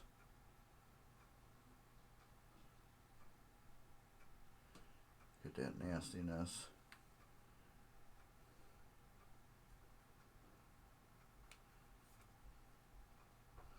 Just gross.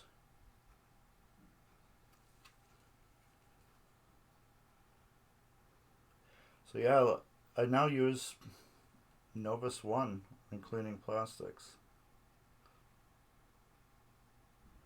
You want to clean this one real quick? See if we can get it to look like that. Now remember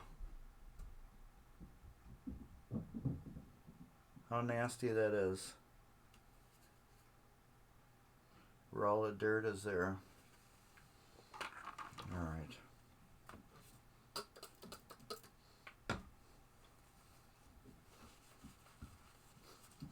This is not a magic trick. It's just Novus 1.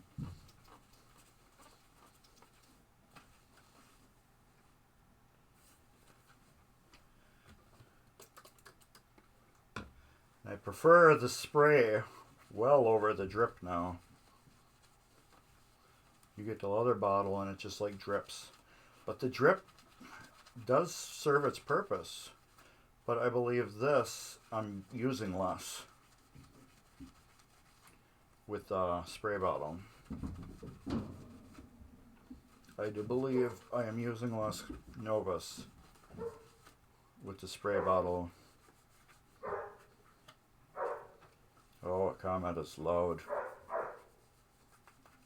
Wonder if I can get Comet down here. He is named after the pinball, Comet. I had Hurricane, I have Cyclone, but I don't have Comet. So I figured, well, my dog's going to be named Comet to make up for the difference.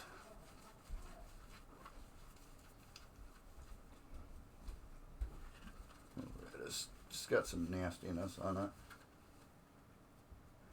This is like scratching, so I can't really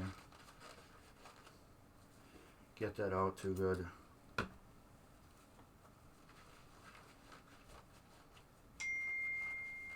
What was that? Why would I have stopped by his house?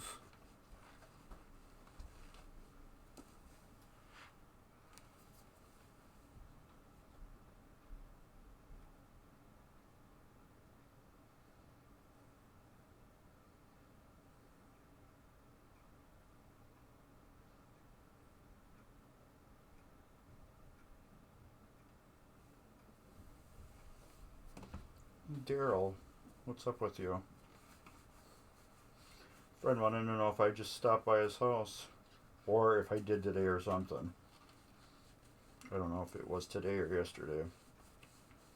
But yeah, let's get Comet the pinball dog down. See now? You can see they're both exactly the same now.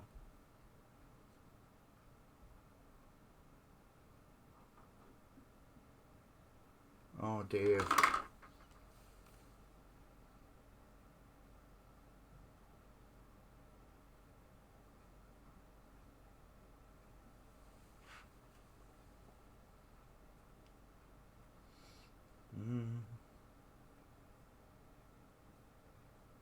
Oh, jeez.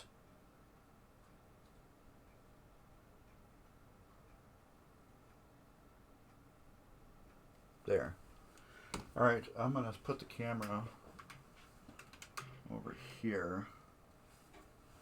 I'm going to see if I can get Comet the pinball dog to come down here.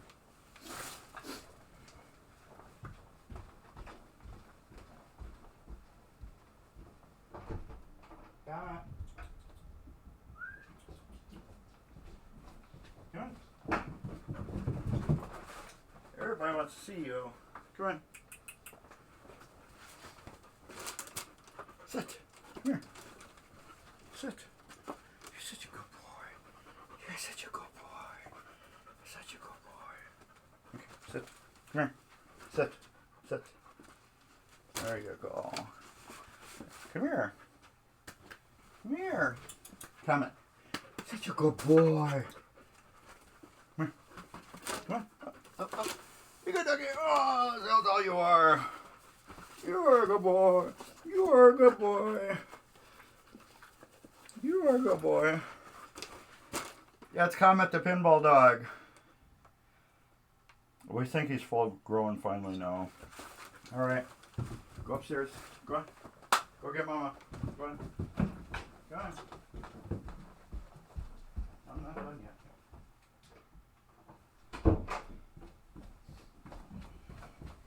Alright, yeah, that's talk about Comet once in a while. I figure everybody should see him.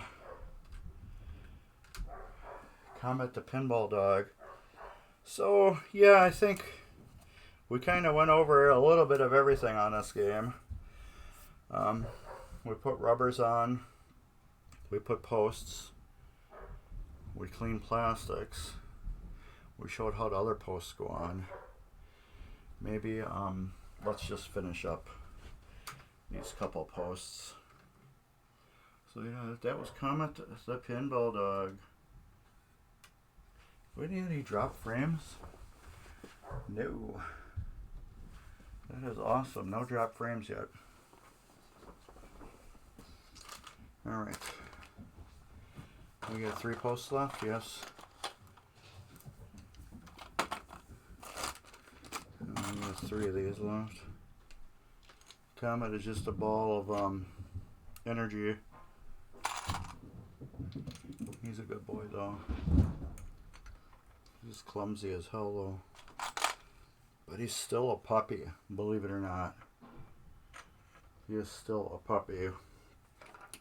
We were told when we got him, trust me, he was tiny, half the size, that he was a year old and he was a terrier mix. I thought he was kind of looked like a baby shepherd to me. That's what I kind of thought. He looked kind of like a baby shepherd to me. But, you know, what do I know? I will hopefully think that Humane Society would know a little bit better than me. But they said he was a year old, and he came from down south. So, I gotta believe them. Because they know more than me. They got kill shelters down south. So that's where he came from, a kill shelter.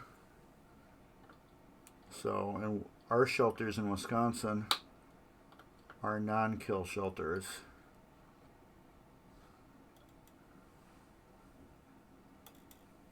So, we usually will bring dogs from kill shelters. You hate when you get frames all over the floor. What do you mean by that? But anyways, yeah, he was from a kill shelter, and they had him labeled as a terrier mix. But you can clearly see there's nothing terrier about that dog, but trust me, he was half the size. Half the size of what he is right now when we got him. And when they tell you a dog is a year old, you're like, okay, he's done growing. Oh, when you drop frames, okay. No, my old computer, I used to do it constantly. I used to do it constantly on my old computer. But I got this new Mac Mini. I don't drop frames at all.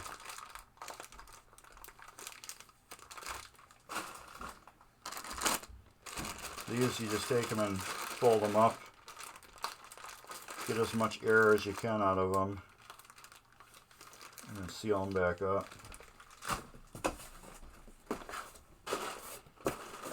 So I think these were all from Pinball Life. I think there's a mixture of some Pinball Resource too. But I felt at the time Pinball Life had a better deal on them than Pinball Resource for some reason that I can't remember. So I got most of them from Pinball Pinball Life. You know, I know something else that's crazy that drove me nuts. This can go in my folder. Travel Times chime box. I go to rebuild it because that's like one of the last things I need to rebuild, and it's destroyed. I mean, to the point where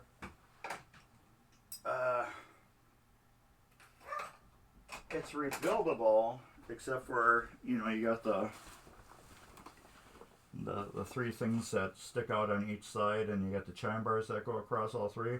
One of them's got a hole that's ripped on it. It's repairable, fully repairable.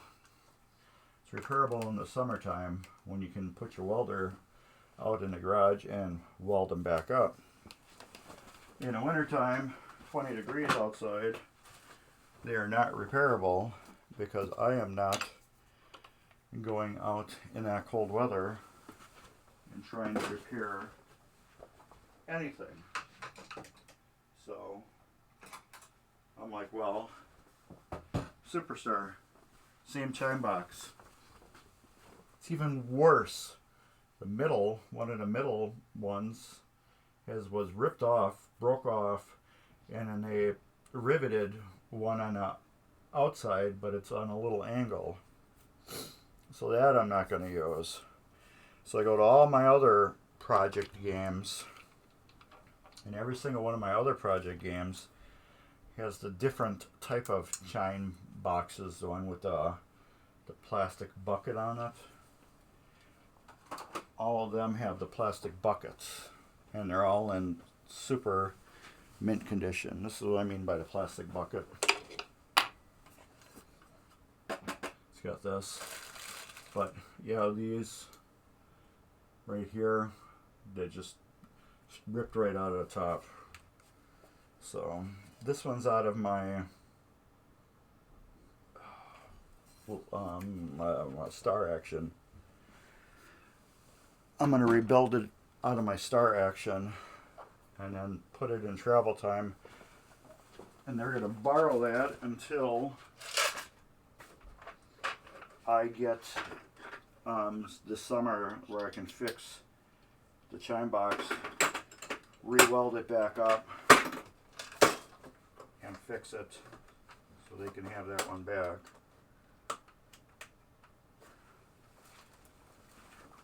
But I do got a friend that's local that he's going to look for.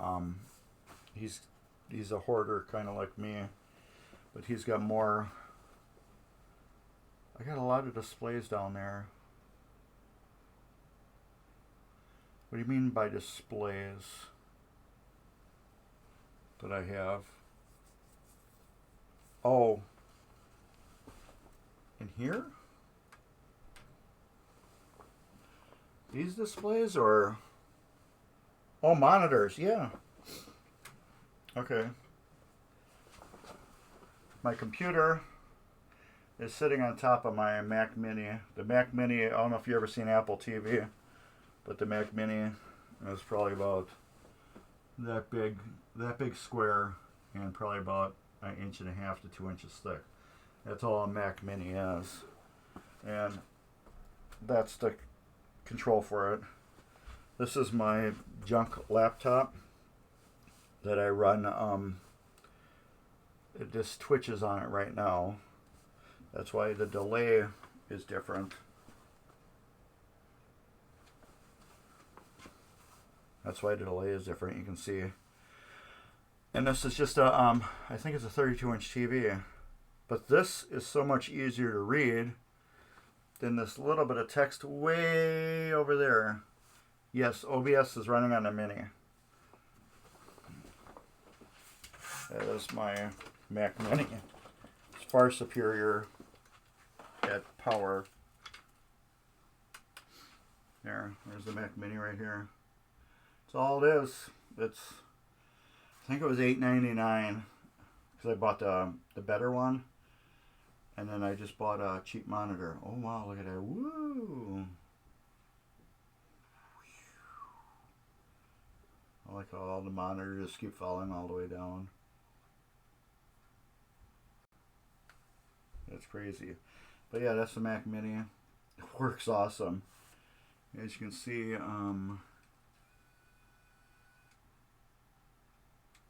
right there, no drop frames. None. CPU is at 47. The reason why is I'm running 2 cameras. I think I got, what do you call it? I have, what else running? I have this running for Funhouse. My thing that says I made $24.49 in the last 28 days. My content, you can see some of the next 2 videos coming up. There's a Solar Fire one right here. which most people haven't seen yet. Go by lots of titles. Veteran, dad, hairstylist.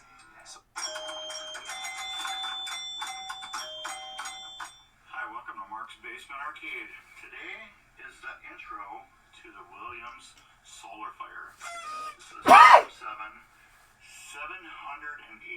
of these made. That's Dave's game. So yeah, that just... Oh, and a fancy button thing. That is Streamlabs. Let's get back to OBS. That's my Stream Deck. So I can just push buttons.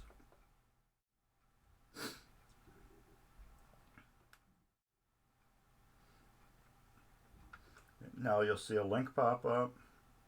You'll see another link pop up. And the screen. All that cool stuff. I don't have all of them programmed in. Oh, wrong one. This one? Yeah. I don't have them all programmed in.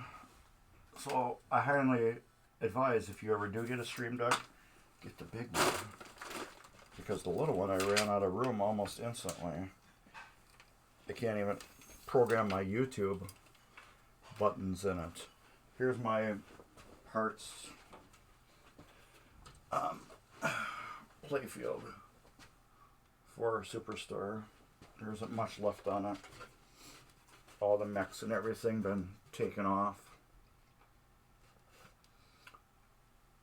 But this is going to be my Comet display. As soon as I get everything off, I'm going to put a hunk of wood on the back to make it stand out from the wall a little bit. Since I like it, since it's so symmetrical, I'm going to have it where one side, better to show you another thing.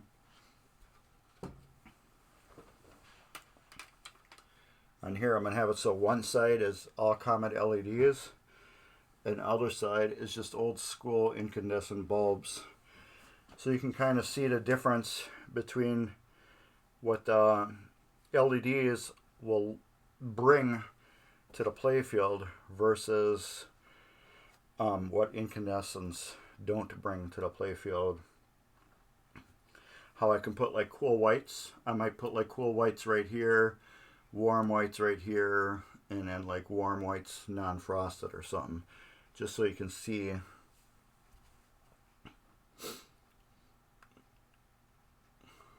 Yes, I agree. Here's example right here. This is a Sony RX M3. And then right here is the exact same thing. These are both exactly what Jeremy at Pinball Mayhem run. Sony RX 100 M3. Let me see. Yes, even if you don't stream for long, I would say buy them, and then you can always end up selling them to another streamer. What is that? Sony DSC RX 100 M3, which is, come on, dummy.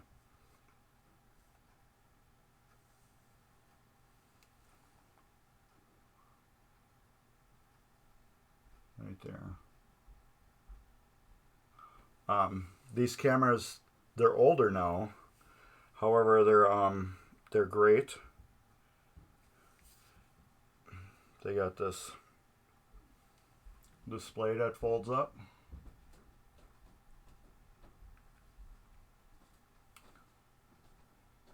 I know it's kind of hard to see. I will show you on this camera.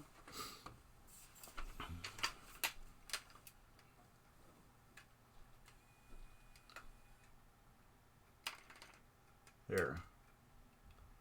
That display folds up behind the camera too, and it goes flat up against the back. But it lets you see,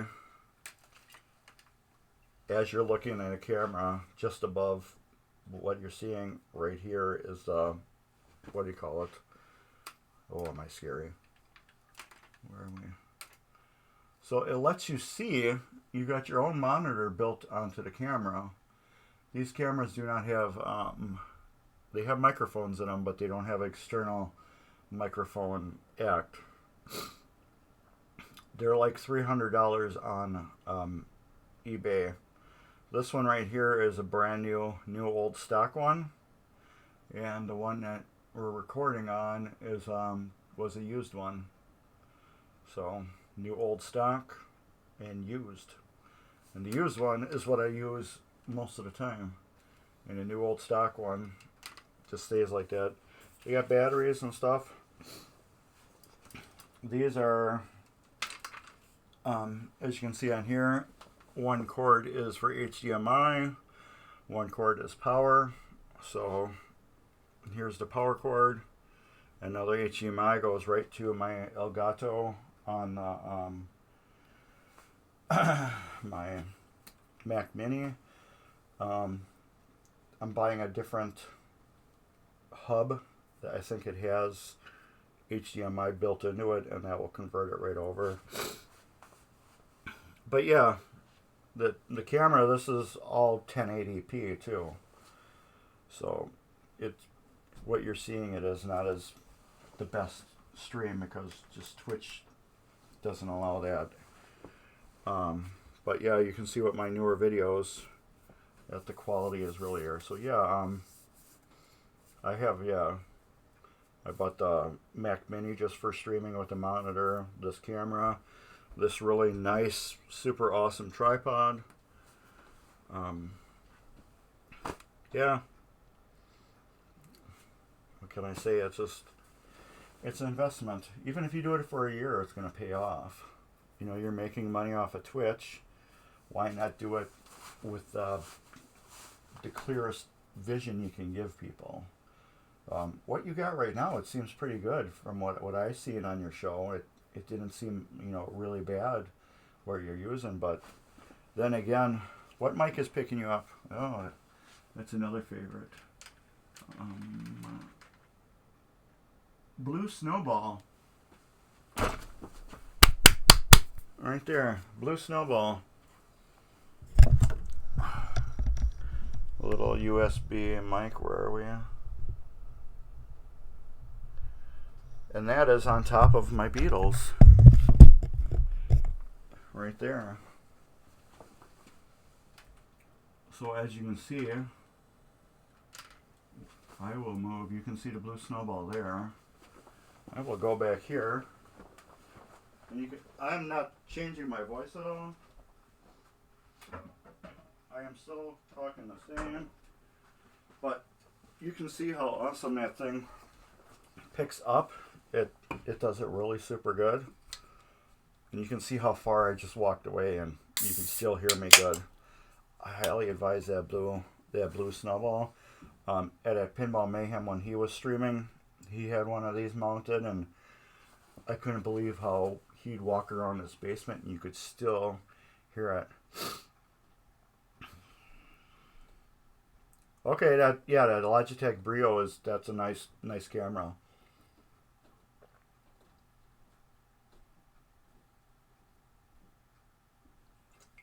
Then you're okay with what you got. You just don't really have that good zoom, but you're not really doing any tech, are you? Where you want to zoom down and be clear, but I think you're great. But that Blue Snowball, that is a bomb. Dave's got one of them too, and he'll be around his whole basement, and you don't have to worry about it. I did have a little remote mic that clipped on here and stuck in my pocket, and I could walk around. That was nice too, but I really like that Snowball. I feel that is so much better. But let's give a sneak peek at Funhouse.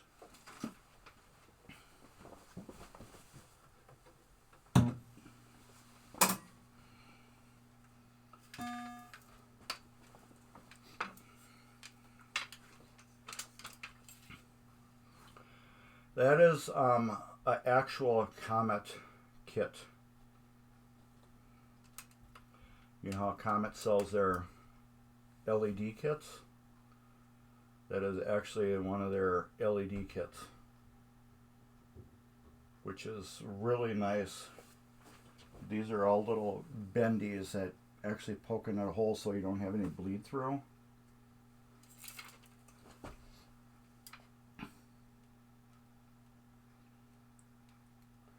And then the back glass, that's all Comet LEDs back there too.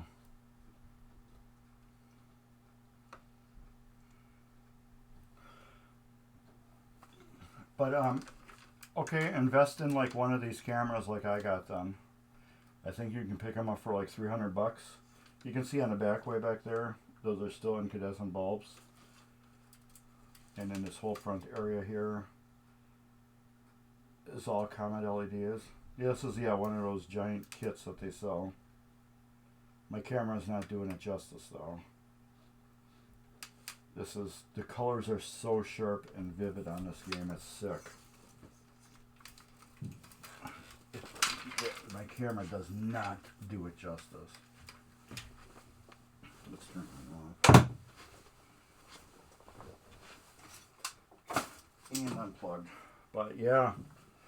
So yeah, one of these cameras, the, what is it, RX 100 M3. I think they're up to M7 now. So this is, what, it's like 6 years old, something like that. But I bought one new in the box for I think $400. But yeah, if you can get one with a good zoom like this, where let me see, Hot Wheels is far away.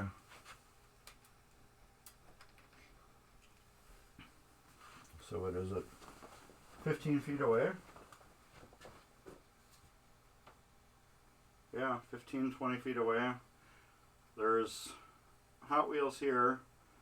There's almost a space to put another pinball machine, and then the camera is in front of Funhouse. So think I am at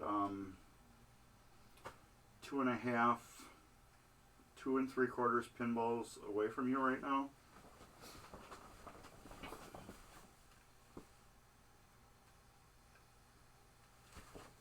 So yeah, and we're right at the front of Funhouse. So yeah, and then you got it's got manual focus and all that cool stuff. But yeah, that's it's a great camera. I watched Jeremy and I talked to him about it, and he helped me get into streaming, and I mean video making, and Ed helped me get into streaming. But yeah, your cameras that you have are perfect. But yeah, maybe you just want one on a tripod like this. Excuse me, and I must have knocked something around where I got this dust flying, because whenever I use one of these, I just cough like crazy. So I must have did something and knocked some of that dust around. But yeah, one for streaming that you can move and zoom in on is a great asset to have. But yeah, what I seen what you do with it, I think they're perfect. If you're not zooming, then you don't need anything. Just get your cable and you'll be set. But I think that's it. I think this turned out really good. We will not be here next Sunday, since that is Christmas. I am weird, but I'm not that weird to stream on Christmas Day. New Year's Day, maybe I'll do some odd streams in the middle of the week. I still have a little bit left to do on this. Like I said, this game I got something, the pulse unit isn't either working or that coil is bad. I will have to take it off and test it.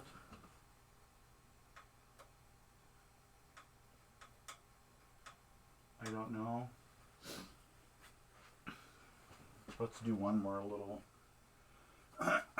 adjustment. I just put that back too. We'll do one more little adjustment on it and then try it one more time. Let's tighten this up just a little bit.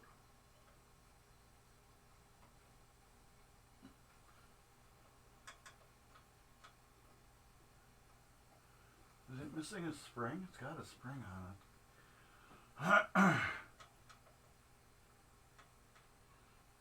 But this is humming like it should be pulling it in. Like it wants to pull it in, but it doesn't have enough juice. So I'm wondering if the pulse unit is screwed up on it where it's giving me that issue. Oh, I'll show you. Okay, there's the pulse unit, which is right here. It's got a potentiometer on it, so you can dial in your seconds and everything really good. And then right here, this is pulling in. And I think this is supposed to let it go. And then it will fire the stepper. So I'm going to plug it in. And we'll do it one more time.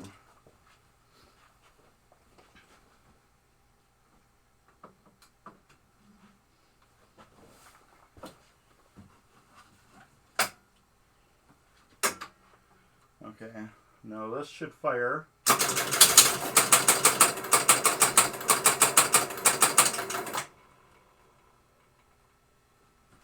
Now when I get a ball up here,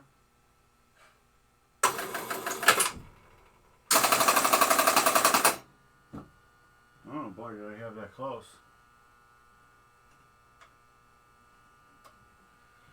That machine gun.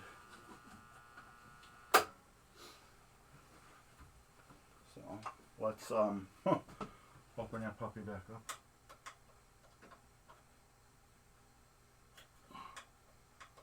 Well, actually, maybe it was working right. Let's do that again.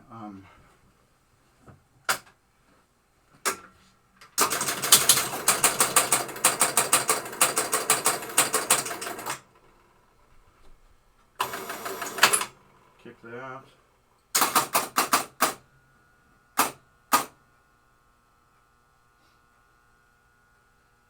See, it works a little bit.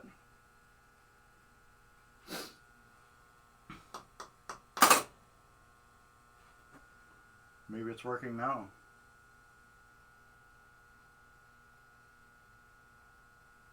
See, now it should be firing.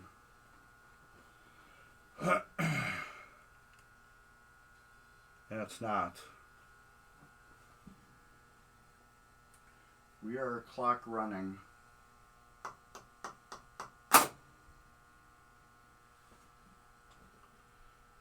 Let's just leave it sit like that for a little bit without me hitting it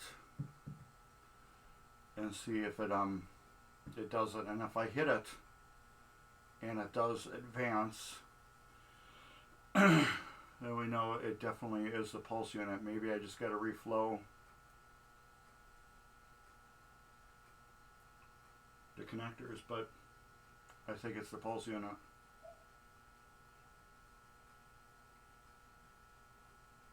This should have clicked by now, you know what I mean?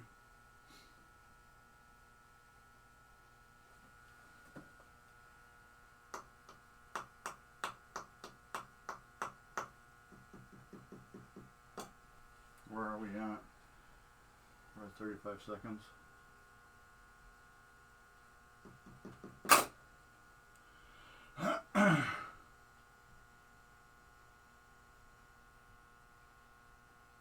See, even when I put it on fast pulse, it's not doing it. I think there's something janky with this.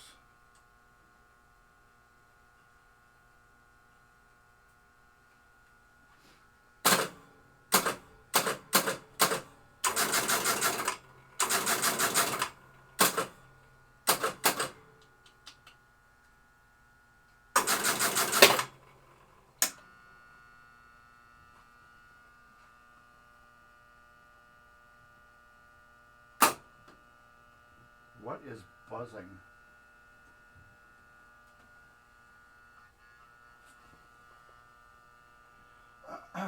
His start relay is buzzing.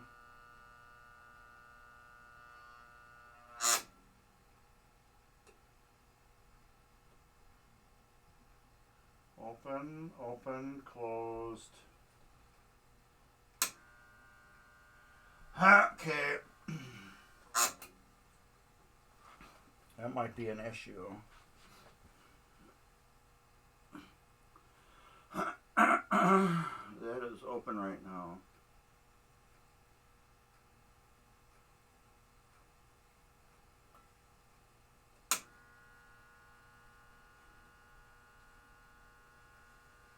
Clock is running. But we're still... There's something that's dead on that. I just wonder if I got a reflow issue, or you know what I mean?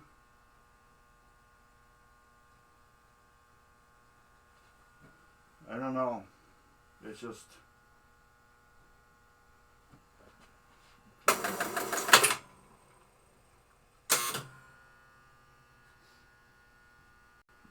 the clock should be running.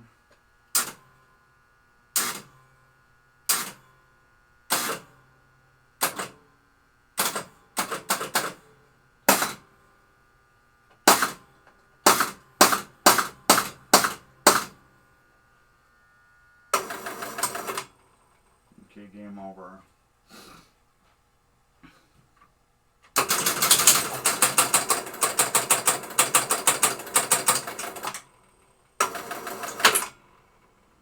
No switches over here. The clock is running.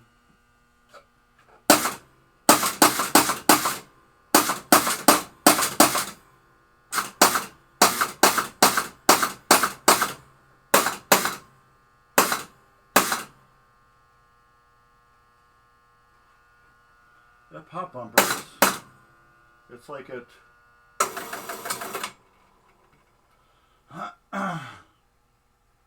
it seems like the pop bumpers are setting it off.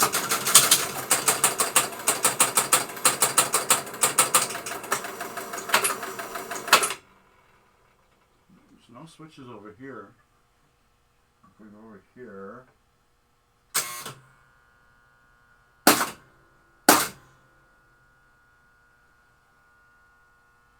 I wonder if those, because those are actually advancing the clock. I think my pulse unit is garbage. That is pulled in.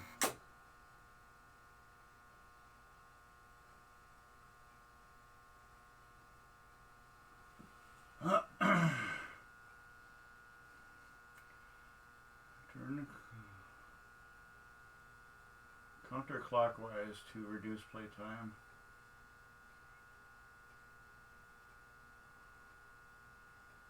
Okay, I have one of those. I guess I could try to replace these. Huh, I just did it.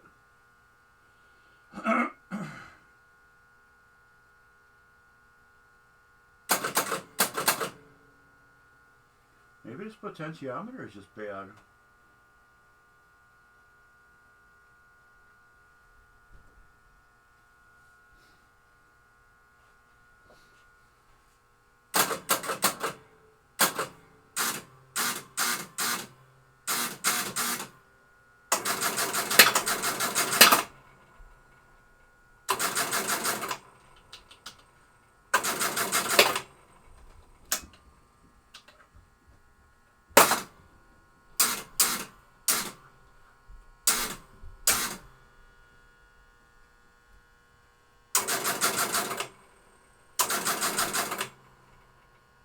What do you get when you get travel?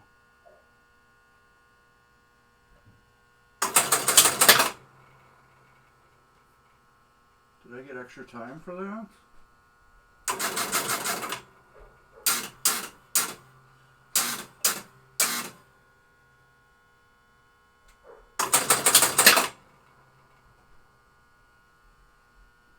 These are lit.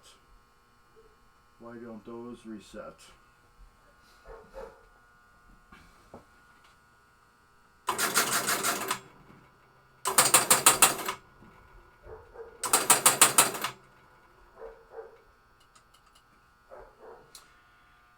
Yeah. So I think that's another issue too.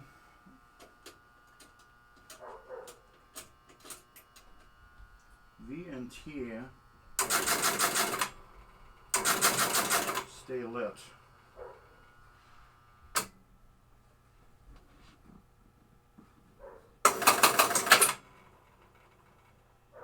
I don't know.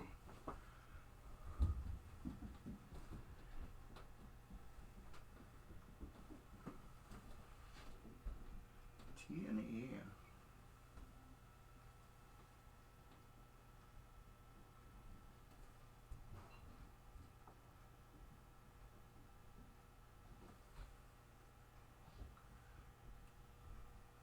Okay, time.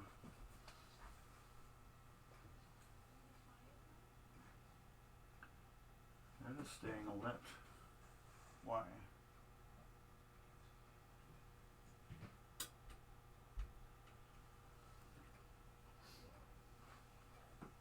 Shouldn't that reset too?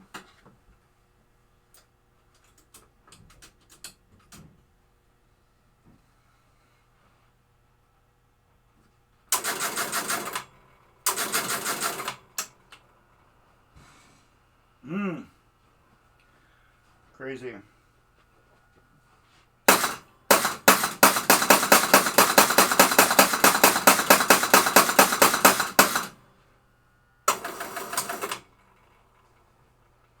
Restart it.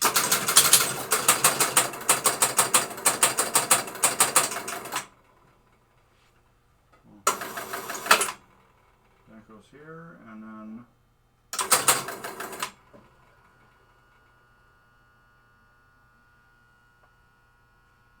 but yeah, it doesn't do what it's supposed to be doing, which is odd. Something is off. So I don't know what it is.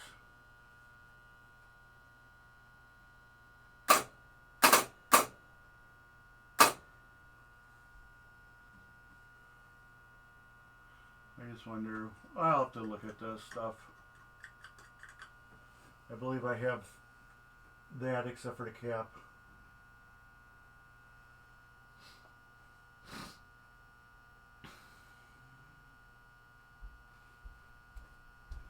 The pulse unit's not pulsing. That is holding in now.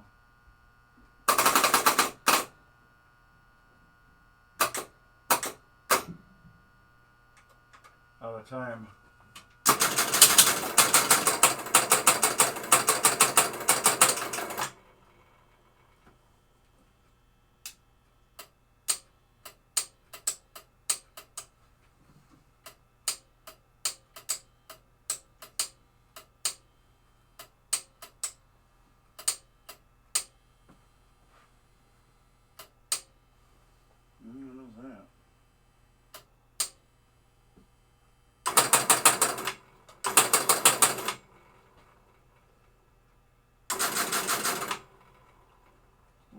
What's going on?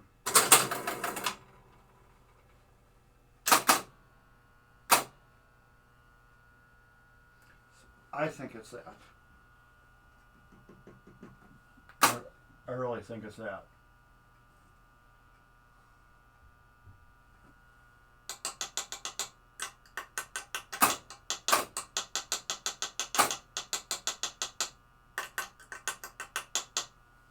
I don't know.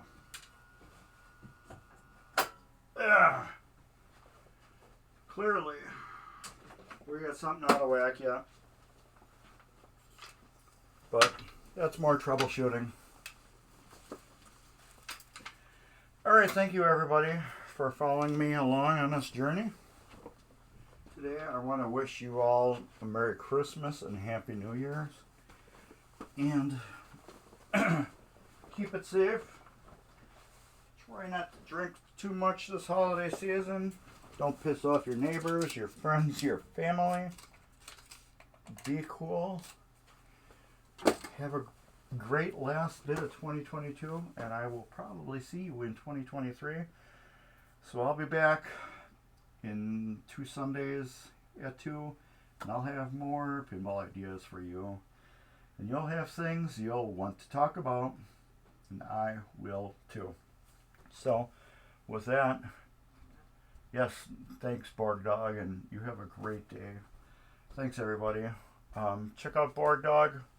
He's on Twitch, Dave's Arcade, Twitch, YouTube, Travis Hoved Gaming, that's HOVDE Gaming, Mike's Classic Pinball, Tanner Walters, Pinball Shenanigans, Timball Wizard, Pinball Mayhem, Terrible Graphics 7 on Twitch, and Buffalo Pinball, Dave's Arcade. Also streams on Buffalo Pinballs on Tuesday at 8, and Dave streams at Friday at 8, and I'm usually there. Borg Dog, he doesn't have a set schedule, I don't think so. I don't know when he pops up. I just get random things that says I'm playing old games and you don't want to watch this. So I think that's about it. So everybody, take care, and I hope everything turns out great for you on this holiday season. And with that, thumbs up. And if you're watching this on YouTube, there's probably something along the bottom here telling you about some other cool videos. So take care, and later.